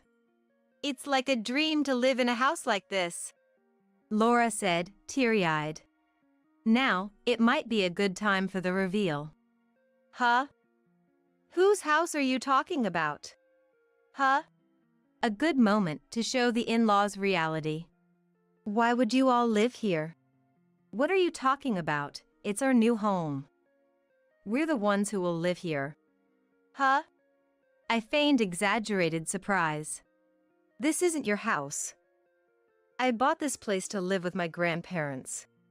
You asked if we wanted to live in a house like this. Laura began to make a scene, raising her voice. Yes, I did ask if you wanted to live here, but that's all I did. I never said you could live here. Just as I said, I never mentioned living together. Who would want to live with these people forever? So, please leave now. I am the owner of this house. The landlord is telling you to leave. Please comply before things get complicated. Don't be ridiculous. Oliver stomped his feet in anger, his face turning red. The only thing you should be doing is listening to me. My family and I will live in this house. If you don't like it, you should leave. That's right. Get out. That's right. Leave. Oliver and the in-laws were pressuring me to leave. I contacted the concierge directly through the intercom on the wall. Excuse me, there are some strange people refusing to leave my house and trying to kick me out, the actual resident. Please come immediately. As soon as I finished speaking, a siren sounded throughout the room. What's this? So noisy. Make it stop right now. The security staff arrived promptly after the alert. This is a high-end condominium after all. These people are the building security. If you don't leave now, I'll call the police next. When the security officer pressed the doorbell and asked what happened, the in-laws started panicking. They realized what I said wasn't a lie. Although the security staff arrived, the in-laws pleaded, crawling on the ground, asking to be heard. I decided to listen, curious about what Oliver had been telling them. Oliver had been telling the in-laws I was a pitiable woman with no relatives, and that I couldn't live without him. So that's why he was keeping me here. And that they could use me as they pleased, like a housekeeper. That was what he had been telling his own parents. I felt sympathy for the in-laws who provided such valuable testimony. Actually, when I gave money to the in-laws, I made them sign a paper with the amount written on it. Essentially, it was a promissory note. I want proof that I've handed it over properly to show Oliver. Otherwise, I'll get in trouble. If you sign it, I'll give you as much as you want. Knowing they could get as much money as they wanted just by signing, the in-laws easily complied. Thanks to that, I had proof of how much I had lent them. I had been thinking of collecting from the in-laws, but it seemed impossible for them to pay back. So I decided to take it from Oliver instead and thought it best to evict them from the apartment. Thanks to this, you've helped me a lot. If you leave now, I'll consider this never happened, but if you come back, you'll have to pay everything all at once. As I showed them the promissory note and said this, the in-laws finally gave up and left. I'm Katrina's husband. I have the right to live here. I won't leave. Oliver refused to move. If that's how you feel, let's settle this here and now. All right, let's have a little talk then. But if you try anything funny, I'll call them right back. I thanked the security guards and sent them back home. Why are you doing this? Did you dislike my family that much? Of course I do. They suddenly show up, treating me like slaves in a sneak attack. I made it clear to Oliver. Fine. If you dislike them that much, I'll tell my mom and dad to leave. But I can stay, right? I was astounded. He was planning to abandon his in-laws just so he could stay. What a despicable man. No, you need to leave too. Why? We're married, aren't we? I presented Oliver with a folder. What is this? Oliver turned pale as he looked inside the folder. A pretty woman, isn't she? I heard you've been living together for half the week lately. It was evidence of Oliver's affair. There were tons of photos of the two looking cozy, arm in arm, walking together, entering a hotel. Oliver had started dating her right after marrying me. I heard you had plans to live with her in that apartment once we were separated. Lies! Who would say such a thing? I turned on the voice recorder I was holding. The voice of the other woman played, and Oliver froze. The evidence was obtained by a detective agency. They approached the woman, kindly informed her that Oliver was married, and recorded what she had to say. The woman proudly claimed that Oliver was in the midst of divorce proceedings, and once he kicked out his wife, they would live together in Oliver's apartment. Oliver told his affair partner he wanted to divorce, but I wouldn't agree, and after being worn out by the in-laws, I would quietly leave. The affair partner believed she was the only one Oliver loved, thinking the marriage had already cooled off. True love will prevail, she laughed. But when she realized she was talking to someone from a detective agency, she panicked and started to cover for herself. She claimed she was also deceived by Oliver, truly believing the marriage was over. She begged for forgiveness, promising to tell everything. The detective asked me what to do, and upon saying it depended on what she said, she spilled everything not even asked for. All of that was recorded. I guess true love seems quite fragile. Yes, I got the evidence. Looks like this is going to cost a pretty penny in damages. Oliver collapsed weakly onto the floor. Your stuff is already sent to that woman's condo, so you can start living there from today. Now, leave. I called the concierge again and had Oliver, who was still drained, thrown out. As promised, I decided not to delve further into the affair partner. Her testimony was enough to prove Oliver's maliciousness. Thanks to that, I was able to get a substantial amount in damages from Oliver. It was enough to forgive him. However, I made sure to inform the woman's parents and her company. I hadn't promised not to tell anyone, so it should be fine to talk. The woman was Oliver's junior at work. They got close as they worked together. It would have been a nice story if they weren't married. I complained to the company about what kind of employee training they were providing, which led to our divorce. The company apologized for the lack of supervision. Concerned about their social reputation, the company made the woman resign under the guise of voluntary resignation. Oliver was demoted and transferred from the head office to a subsidiary as a punishment. During work hours, the two of them would concoct lies about sales meetings and sneak off to hotels, or take trips together and claim them as business expenses. Given the harm they caused the company, such actions seemed justified to them. I heard through the grapevine that the in-laws are now living together in her apartment for real. It's your fault things have ended up like this, take responsibility. That's what they say, squatting in the condominium where Oliver and the woman live. Oliver and the woman had to take out loans to pay me compensation. Now they live a difficult life, struggling every day to repay their debt. It might be about time to finally kick the in-laws out, I suppose. Oliver thought I was just some pitiful woman, burdened with grandparents who were in a care facility, but the reality was a bit different. My grandparents were indeed in a facility, but it was a luxurious place where wealthy people live gracefully.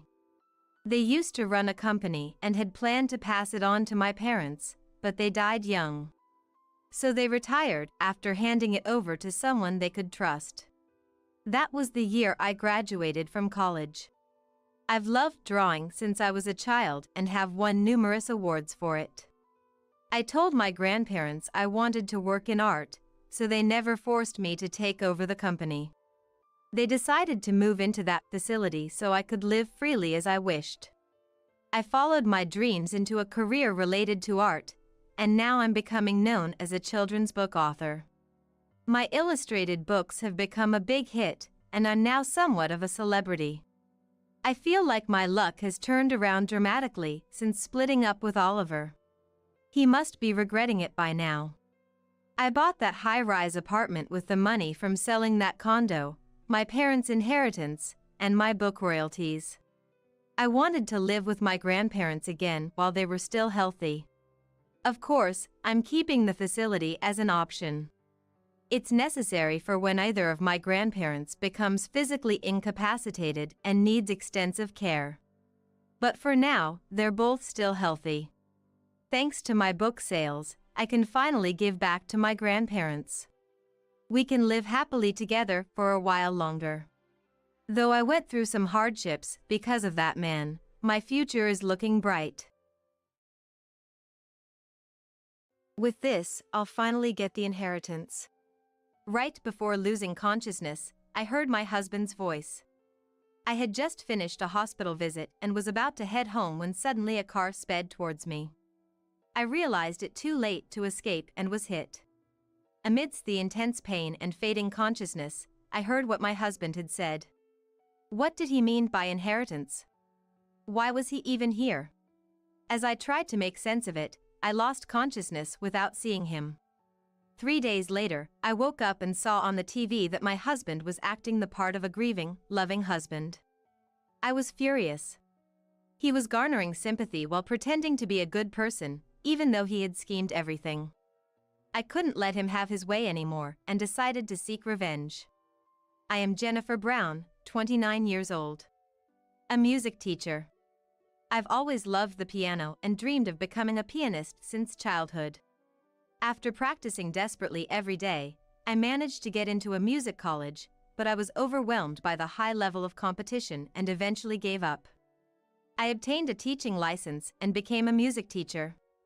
Currently, I work at a local public middle school, where I'm not just a teacher but also the advisor of the choir club, leading a busy life. Being a teacher is tough, but the kids admire me calling teacher, so I was enjoying fulfilling days. Last year, I married Robert, whom I had dated since college.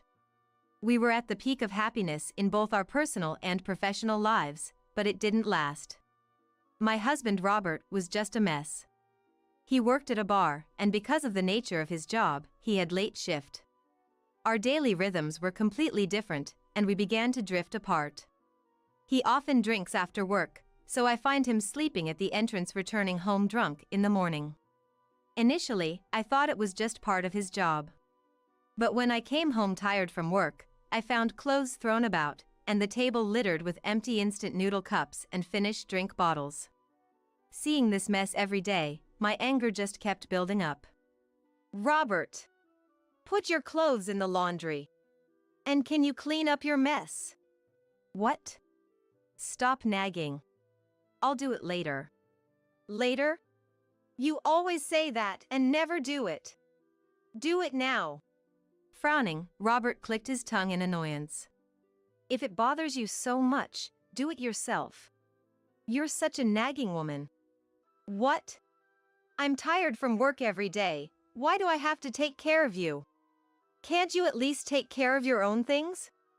I'm tired too, you know. Do you think you're the only one?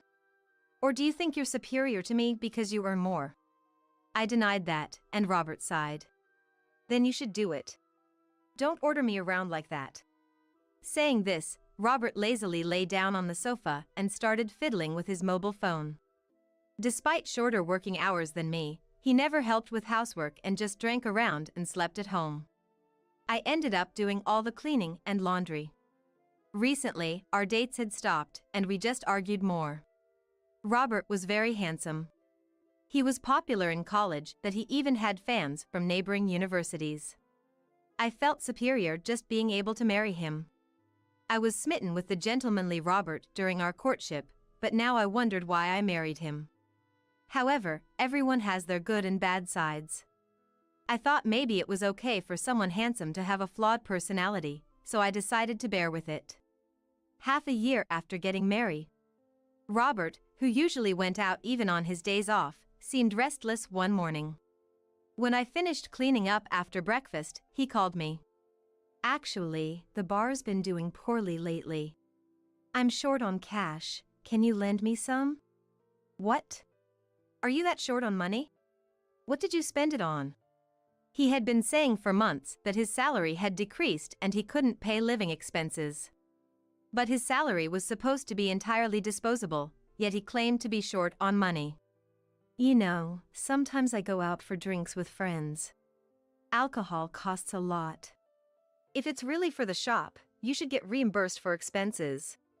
It's ridiculous to pay out of your own pocket. No, it's not that. I mean, I need it for studying. I have to know other bars' menus and stuff for research. Robert's stammering explanation seemed suspicious. How much do you need? You'll give it to me? $200. Just $200 is fine. I sighed, and Robert happily hugged me. I was exasperated by his opportunistic behavior, but it was exactly this kind of charm that always ensnared me. I took out $200 from my wallet and handed it to him. He hugged me again. I really made the right choice marrying Jennifer. Thank you so much. Because of our constant fighting these days, I felt over the moon when he hugged me while I was exasperated with him. I felt like I had to support him, who had a tough job. But then, he started asking for money almost every month. The amount he wanted kept increasing, and before I knew it, I was giving him as much as $1,000 monthly. For me, just a teacher, it was quite tough to pay $1,000 in addition to regular living expenses. Despite my efforts to save, my savings were rapidly depleting. Robert, can you pay back even a little of the money I gave you? What? Why all of a sudden? You gave me that money, why should I give it back? It's getting hard to make ends meet. If I keep giving you money, I won't be able to pay for gas or water. When I spoke to Robert before he went to work, he made a face as if it was a hassle. I can't help it, my salary is too low. You could if you tried to save a bit, like cutting down on eating out. I'm doing that for the bar. Are you trying to interfere with my work? Then sell your piano. That'll bring in good money. Saying that, he left the house. My piano is as precious to me as life itself. It was a gift from my father when I was 2 years old. I need it for practice as a music teacher, there's no way I can part with it. Yet, Robert, who casually drinks around, coldly suggested selling it, which infuriated me. After that, Robert and I stopped speaking. He didn't try to talk to me either, and our marital relationship was practically in ruins. I was contemplating divorce when an incident occurred. While playing the piano, a pain shot through my wrist. The pain, like an electric shock from the wrist to the fingertips, became unbearable. When I visited the hospital, I was diagnosed with tendinitis. If it gets worse, you might need surgery, so you should get a thorough examination at a bigger hospital. Told this at a nearby clinic, I was given a referral letter. Then, I headed to the general hospital in the next town. If my wrist pain worsens, I might not be able to play the piano anymore. And if I can't play, I might lose my job. If that happens, I don't know what to do to make a living. Having focused solely on playing the piano and not having done any other job, I thought changing careers would be difficult. Before the consultation, I felt anxious and heavy-footed.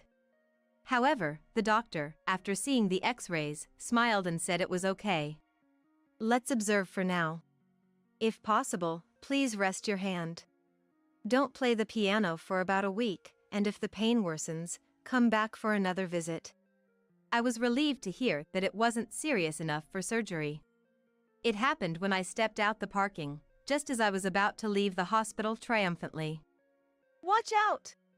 I heard a woman scream and turned around in shock to see a car speeding towards me. I wanted to run, but my body wouldn't move properly. Then, an immense impact hit my body. It's an accident! Call an ambulance! Get a doctor! I heard various voices. Amidst fading consciousness, a familiar voice reached my ears. With this, the inheritance plan will work out. I heard a distinctly familiar voice amidst the others. But I lost consciousness before I could identify the speaker. 3 days later. I woke up to the ceiling of a hospital room. When I tried to sit up, intense pain shot through my body. Ow, it hurts. Ms. Brown! Can you hear me? I'll go get the doctor, just wait here. I couldn't respond to the nurse's voice. She hurried out, and then the doctor came running. Ms. Brown, do you know where you are? The hospital? Correct. You were hit by a car after your last visit and have been hospitalized. You haven't woken up for 3 days, so we were worried.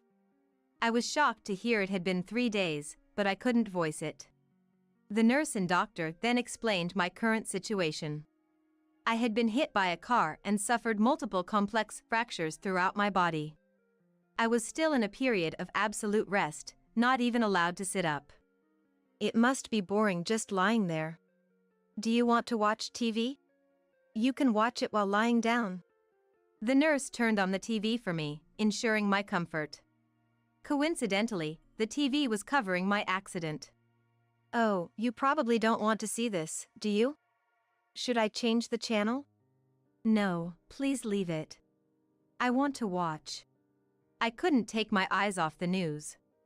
It reported that a woman named Amelia, who hit me with her car, was arrested for dangerous driving causing injury. Seeing the perpetrator's photo, everything made sense to me. Then I realized that the voice talking about receiving an inheritance when I was hit was Robert's. He had intentionally run me over with a car for money. However, the news only reported that he was in Amelia's car as a friend, nothing more. The screen switched to Robert.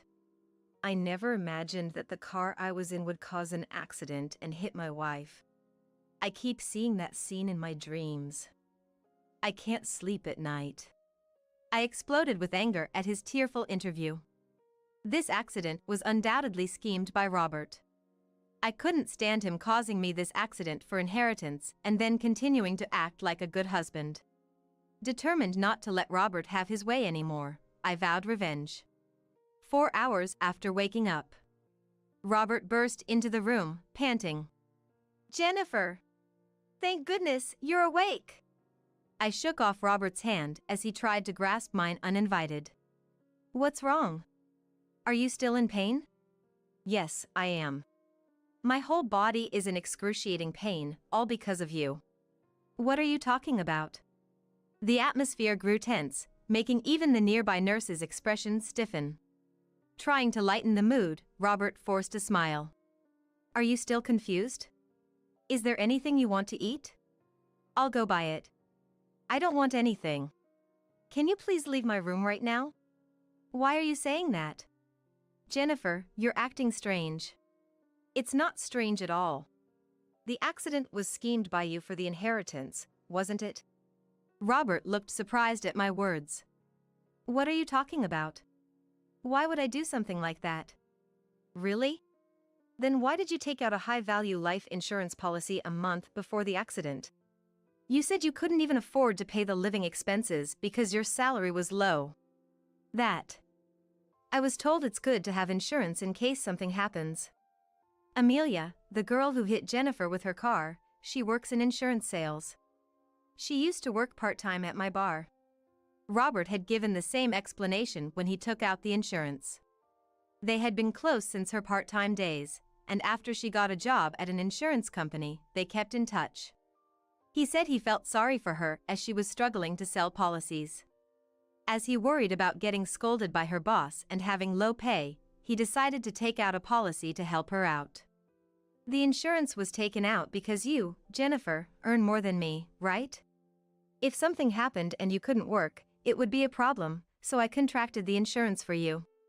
Isn't that reasonable? Hearing that, it seemed like his explanation might not be wrong. You're in a situation where you have to borrow money from me and can't pay the living expenses, yet you can afford insurance premiums? If you can pay that much, why not repay me? Don't say that. I got the insurance for your sake. Robert said this while holding my hand. His expression looked genuinely concerned, but I couldn't bring myself to trust him. If that's the case, you won't mind if the insurance money doesn't come in, right? I need quite a lot of money for surgery and hospitalization. I'll use the insurance money we received, so please transfer the entire amount to my account. What? All of it? Is that much really necessary? It might be. If it's not enough, will you pay the rest, Robert? What? Not enough. That can't be true. Robert's face stiffened as he muttered to himself. Seeing him like this, the nurses also cast suspicious glances. I beckoned Robert to come closer and whispered so only he could hear. It's useless to lie anymore. There isn't much insurance money because I'm alive, and there's zero inheritance. You must be disappointed. Robert frowned upon hearing this. Zero inheritance? What do you mean? It means there's almost no savings. Did you think you would get all my money if I was gone? Why is there none? You're a public servant, you earn well, right? Robert's voice grew louder. And a nurse frowned upon overhearing him. I was lending money to you, Robert. How much do you think a teacher's salary is? I'm still in my 20s, I don't earn that much. Plus, there are living expenses to pay. I never had any financial leeway. You've got to be kidding. What was all this for, then? Robert hung his head, clutching at his forehead. My anger surged at his true nature showing. You won't get away with this easily. You'll be arrested too if they find out you were an accomplice. No one will believe that. Did you see the news? I'm the devoted husband worried about his wife. No one will believe anything you say. They'll just think you've gone mad from hitting your head. While saying this, Robert laughed. You can say that now, but not for long. I replied calmly to Robert's provocation. Then, he looked at me with a cold gaze. Don't get cocky. You should have just gone to the other world. I despised him for saying such things so casually. I sighed, waiting for the moment of revenge. Just as I sighed, the door of the hospital room opened abruptly, and men in a suit entered. Who the hell are you? We're the police. Is what you just said true? What? What are you talking about? I'm just worried about my wife. Ignoring Robert, who was sweating and panicking, the police reached for my bedside and took out a mobile phone. The phone was in the middle of a call. We've heard everything.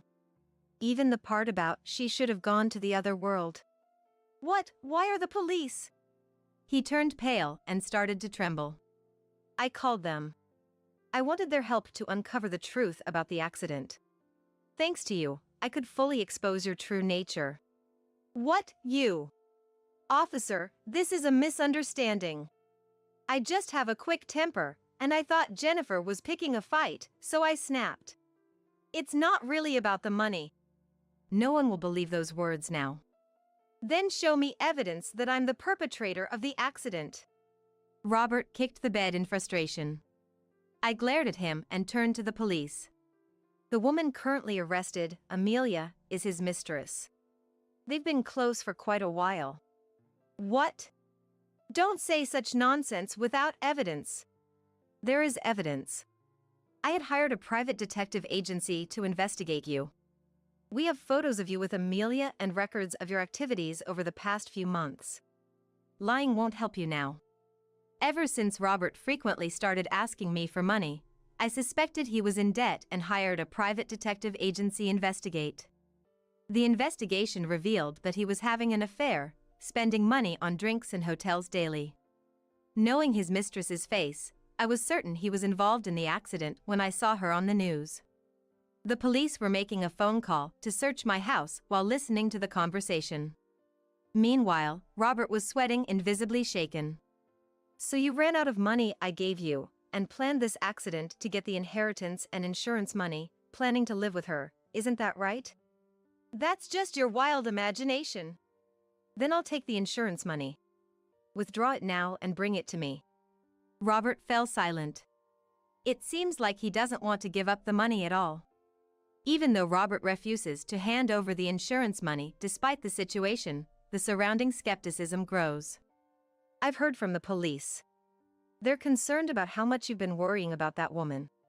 Well, she's my friend, it's natural to be concerned. The police told me they're concerned about how much you worry about the other woman. You're not even mad at Amelia for what happened to me. And why were you at the hospital that day, at that time? It was a weekday morning when I went to the hospital. Robert should have been getting ready for work around noon, and it was the time when I finished my appointment. Yet, he was inexplicably near a hospital in a neighboring city. I just happened to have a day off. On your day off, you were at the hospital? There are no places around there that you would visit. You weren't being treated there, so there must have been some reason you were there. Robert was speechless, sweating profusely. The police then restrained him. We'll ask for the details at the station. Please come with us. Wait. I'm not guilty. It's all a misunderstanding by Jennifer.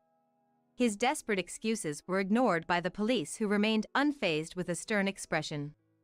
Officer, if he had planned the accident, what kind of punishment could he face? Well, if it's premeditated, it could be attempted murder. We need to hear the full story first, though. Attempted murder? Help me! Jennifer, I'm not guilty! Forgive me! Robert, pale as a ghost, shook off the police's grip and clung to my bed. I admit I was wrong for cheating and borrowing money. I'm sorry. But this time, I was just in the car. I'm not guilty. Before I lost consciousness, I heard your voice, Robert, saying now we'll get the inheritance as planned. How can I forgive someone who did this for money? When I spoke up, he started making unbelievable statements. What? Are you sure about that? If I get arrested, it will reflect badly on you too. You'll have trouble at work. It's in your best interest to be careful. Why should I forgive you? Do you even realize what you've done? I plan to divorce you, and whether you get arrested or not is none of my concern. I sighed in exasperation at his shocked expression. Wait! Talking about divorce at a time like this?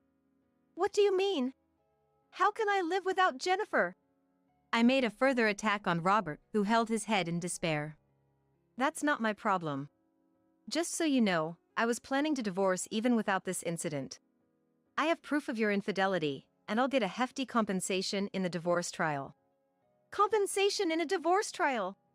How can I possibly pay that? If I get arrested, I'll lose my job too.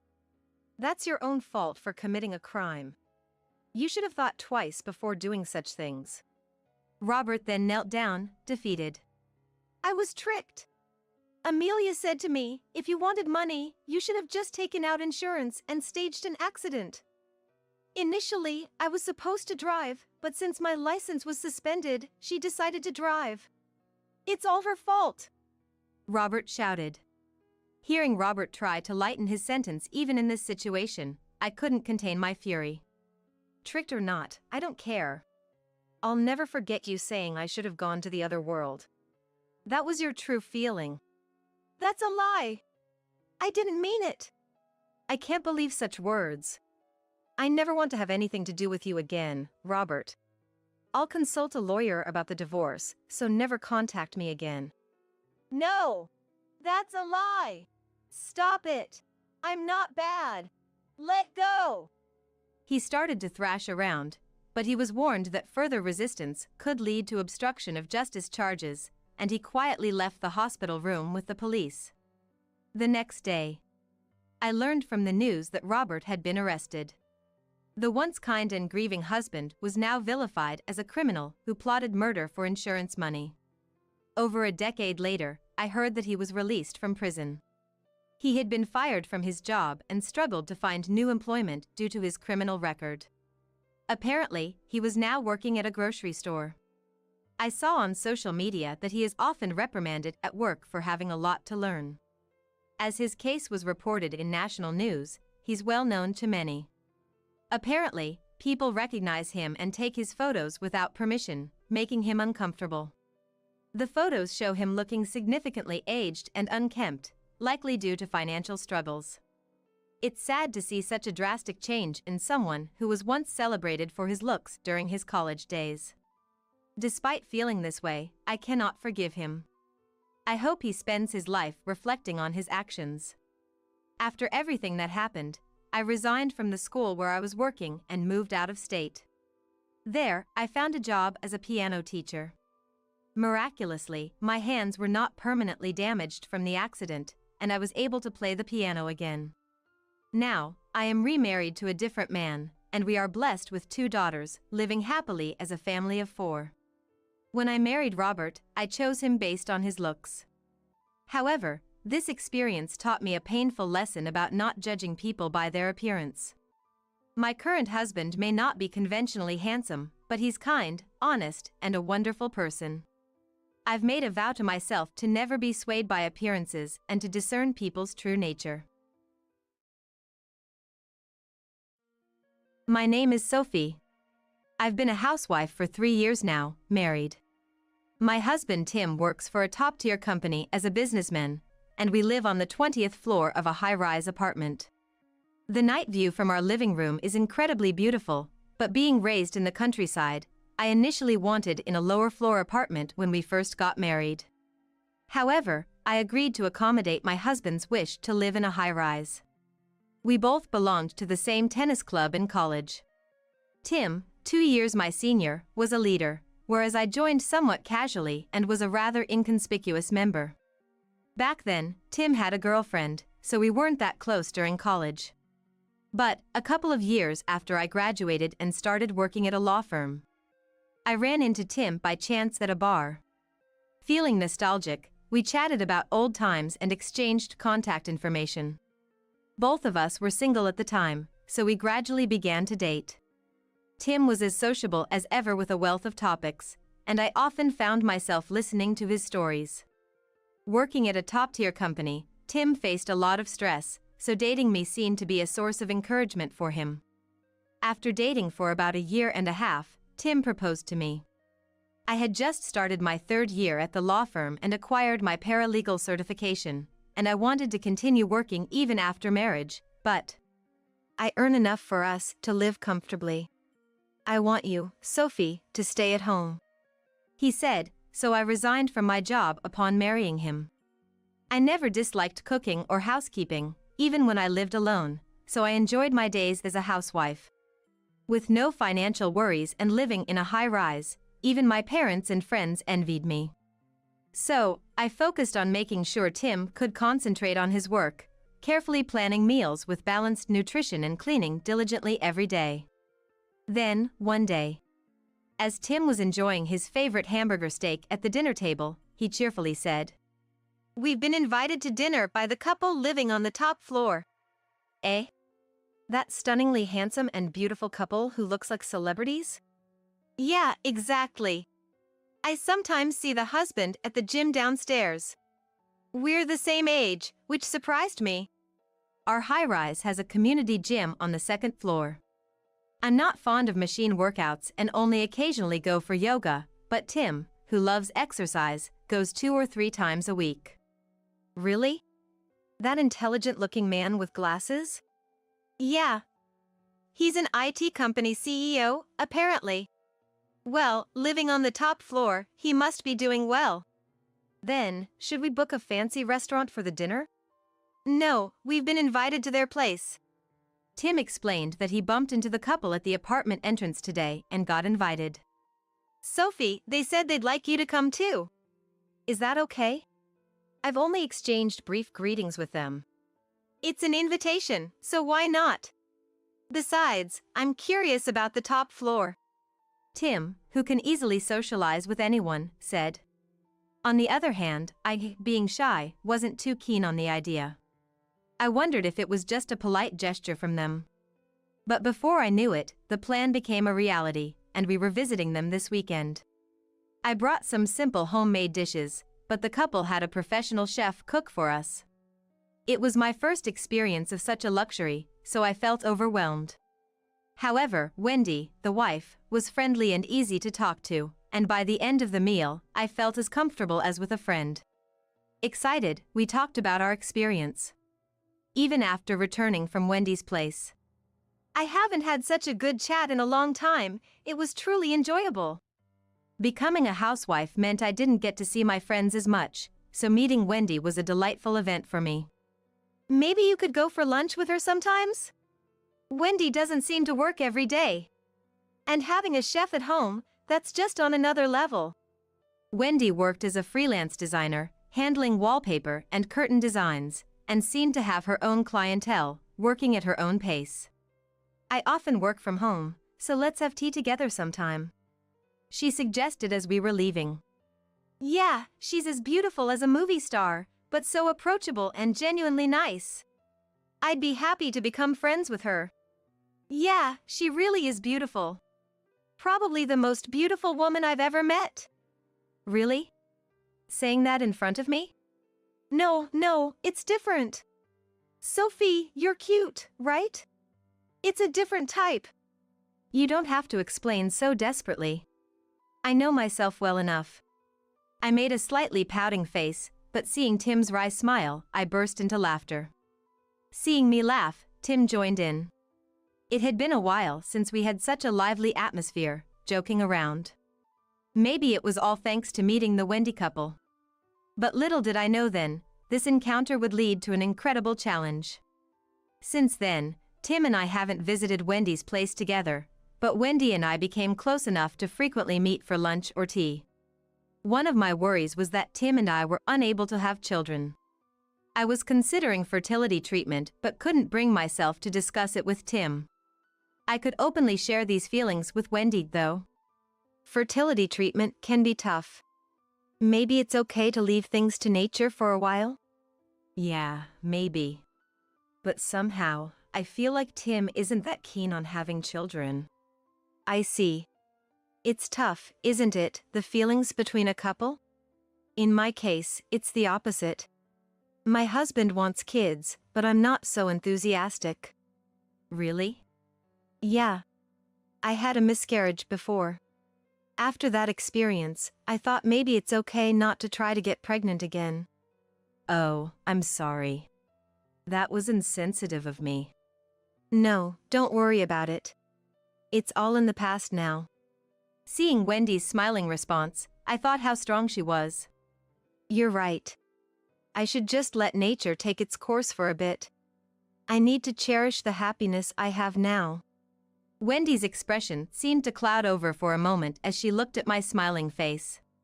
Shall we head back? I have a design I need to think about by tomorrow. I nodded to Wendy's always graceful demeanor, wondering if I had just imagined that brief change.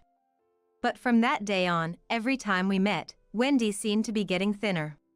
One day, concerned, I asked her, Wendy, is something troubling you?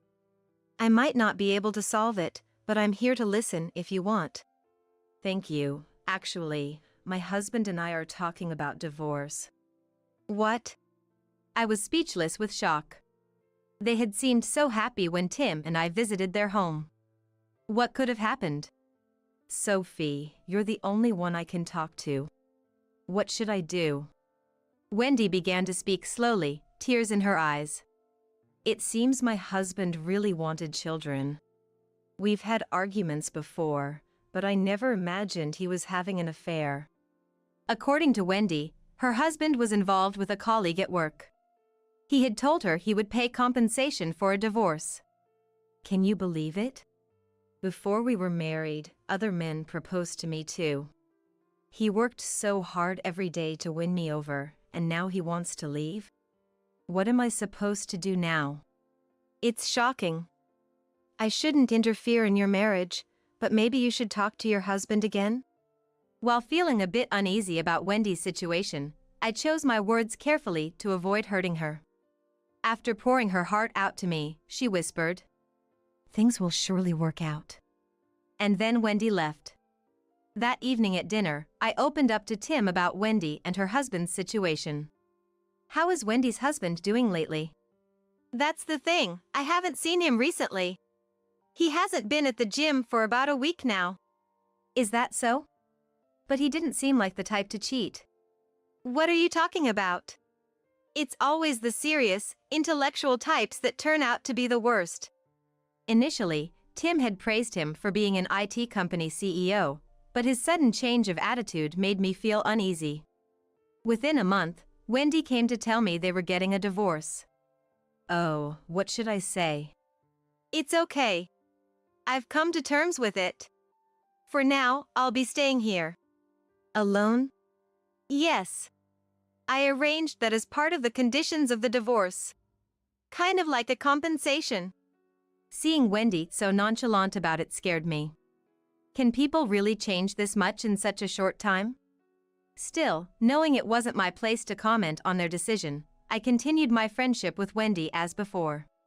However, not long after this incident, cracks began to appear in my own marriage with Tim. Tim started coming home later than before and often went out on weekends. He claimed he was working overtime or attending business drinking parties, but sometimes he wouldn't contact me until after midnight, and I had to confront him about it. Tim, I understand that work is busy, but isn't it too much lately? What do you mean? What are you trying to say? Is it really just work? What else would it be? Of course, it's work. Then, at least let me know when you'll be late. I prepare meals and everything. Huh.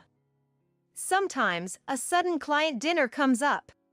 I have more responsibilities at work now. Being a housewife who plays at home, you wouldn't understand. I was half astonished by Tim's selfish reasoning. Wasn't it Tim who wanted me to stay home in the first place? I thought I was making our daily life comfortable for him. Ignoring my opinion, Tim just walked away to his bedroom. We had started sleeping in separate bedrooms a few months ago, per Tim's request. I need proper sleep for work, he had said, but our intimate life had also disappeared, making me suspect he might be seeing someone else. Tired of having negative thoughts at home every day, I considered returning to work. So, I discussed this with Wendy. It's not just me going through this, huh? I haven't confirmed he's cheating, but I'm tired of suspecting him every day. That's why I'm thinking of going back to my old job. That sounds good. I think you should work. Besides, I have a feeling Tim might have found someone else. Wendy's words about someone else stuck in my mind. Maybe, but until I hear it from him, I've decided not to press the issue anymore. Wendy, thanks for listening. I'll try my best to get back into employment. Wendy nodded slowly, giving me her usual graceful smile. The next day, I went to the law firm where I used to work. There, I found out that Georgie, the lawyer I used to work for as a paralegal, had left the firm. Apparently, he had opened a detective agency a year ago. He was the one who taught me various job skills since my first year as a professional. It wouldn't be an exaggeration to say that it was thanks to him I became a paralegal. Wanting to discuss my future career, I decided to visit his detective agency. Georgie, long time no see. Surprised you came all this way. It's been a while, hasn't it? Since your wedding, so about 3 years? It's been that long already. You helped me so much. No problem. So, what brings you here today? What happened? As I discussed my intention to return to work, I ended up honestly sharing my marital troubles and suspicions that my husband might have a mistress. Our office is a detective agency, quite different from your previous job. How about working here? Really? Yeah, we're actually short-handed and we're just thinking of hiring someone. We've been quite busy since we started, receiving investigation requests from the law firm I used to work at. Income is more than double what I earned as a lawyer. I can offer you a similar salary to before. Of course, this job isn't always pleasant. There are times when the pay doesn't even add up to $3 an hour. Georgie, you're incredible. But why did you decide to quit being a lawyer? Maybe I wanted to change my life, Georgie said, looking distant as if recalling those days. Then, looking me straight in the eyes, he continued. I think it's important for you to start a new life by investigating Tim and uncovering the truth. Something inside me seemed to overflow at his words. Nodding. I'll pay the investigation fee, please do it. I quickly replied. The next day, I met Wendy at our usual cafe for lunch and told her about my new job. I didn't mention it was a detective agency, just said it was an investigation office opened by my former boss. The pay might be less than $3 an hour for some tasks, but I feel like I can utilize my previous experience. I'll give it my best. That's great. I'm rooting for you. I'm thinking of going on a trip tomorrow for a change of scenery. You've been through a lot, Wendy. Enjoy your trip. Thank you. Wendy responded with an even brighter smile than usual. That was the last day I saw my friend Wendy. A few days later, Georgie called me in to report the investigation results, and I was in disbelief. Tim's mistress was Wendy. Their affair had been going on for over a year. That meant they were already involved when our families had a dinner together. I can't believe it. Wendy was so kind, listening to all my troubles. Probably just a fling at first. But Wendy's husband must have noticed. Inviting you over might have been a warning to Tim. I don't know what Wendy told you, but her husband is a serious man, not the type to have affairs. Unbelievable. I was so shocked I couldn't say anything more. There's plenty of evidence. You could get a significant amount of compensation. Tim's on a business trip now, right? Yes. After managing to reply, something struck me, and I looked at Georgie. He nodded solemnly, placing a photograph in front of me. It showed Tim and Wendy entering a resort hotel together. They were on a trip. Eventually, Tim and I divorced. I didn't ask for compensation. Instead, I cited irreconcilable differences as the reason of the divorce. Leaving the house, I started working, renting a room in the building of the detective agency. Tim and Wendy remarried without any remorse. Are you really okay with this? Georgie asked me, but for me, it was all according to plan. However, I never thought I'd witness it with my own eyes. A year later, I unexpectedly ran into my ex-husband, Tim. It's been a while. How's work going? I heard it's like $3 an hour. Well, keep at it. He spoke in a mocking tone, and I replied, After a year, you still know nothing. What do you mean? Why don't you ask Wendy? Tim left with a look of dissatisfaction, but that night, he called me in a frenzy. Did you know about this? Know what? That Wendy is buried in debt. Wendy had always been a big spender. Though she claimed to be a designer, she didn't really make much. I knew. I knew you were involved with her for over a year while still married to me. Oh, and one more thing. While you were dating her, she miscarried a child from another boyfriend. That's a lie, right? You knew everything and still married her because you loved her, right? Good luck with that. Bye. I hung up and immediately blocked Tim's number. You finally put a period in that chapter of your life. You did well. Georgie, who had overheard the conversation, spoke to me gently. I couldn't hold back my tears. It was the first time I cried since the divorce. Georgie, without saying a word, just held me. After that, Georgie and I became the best partners, both in work and personal life. Apparently, he had been in love with me since we first met. Now, I love him very much too. Tim, on the other hand, ended up filing for bankruptcy because he couldn't pay off Wendy's huge debts. He couldn't stay at his company and now works for a delivery service. This isn't what I signed up for. He spends his days dealing with Wendy, who constantly complains. They betrayed people without a second thought, but will they ever realize the consequences of their actions?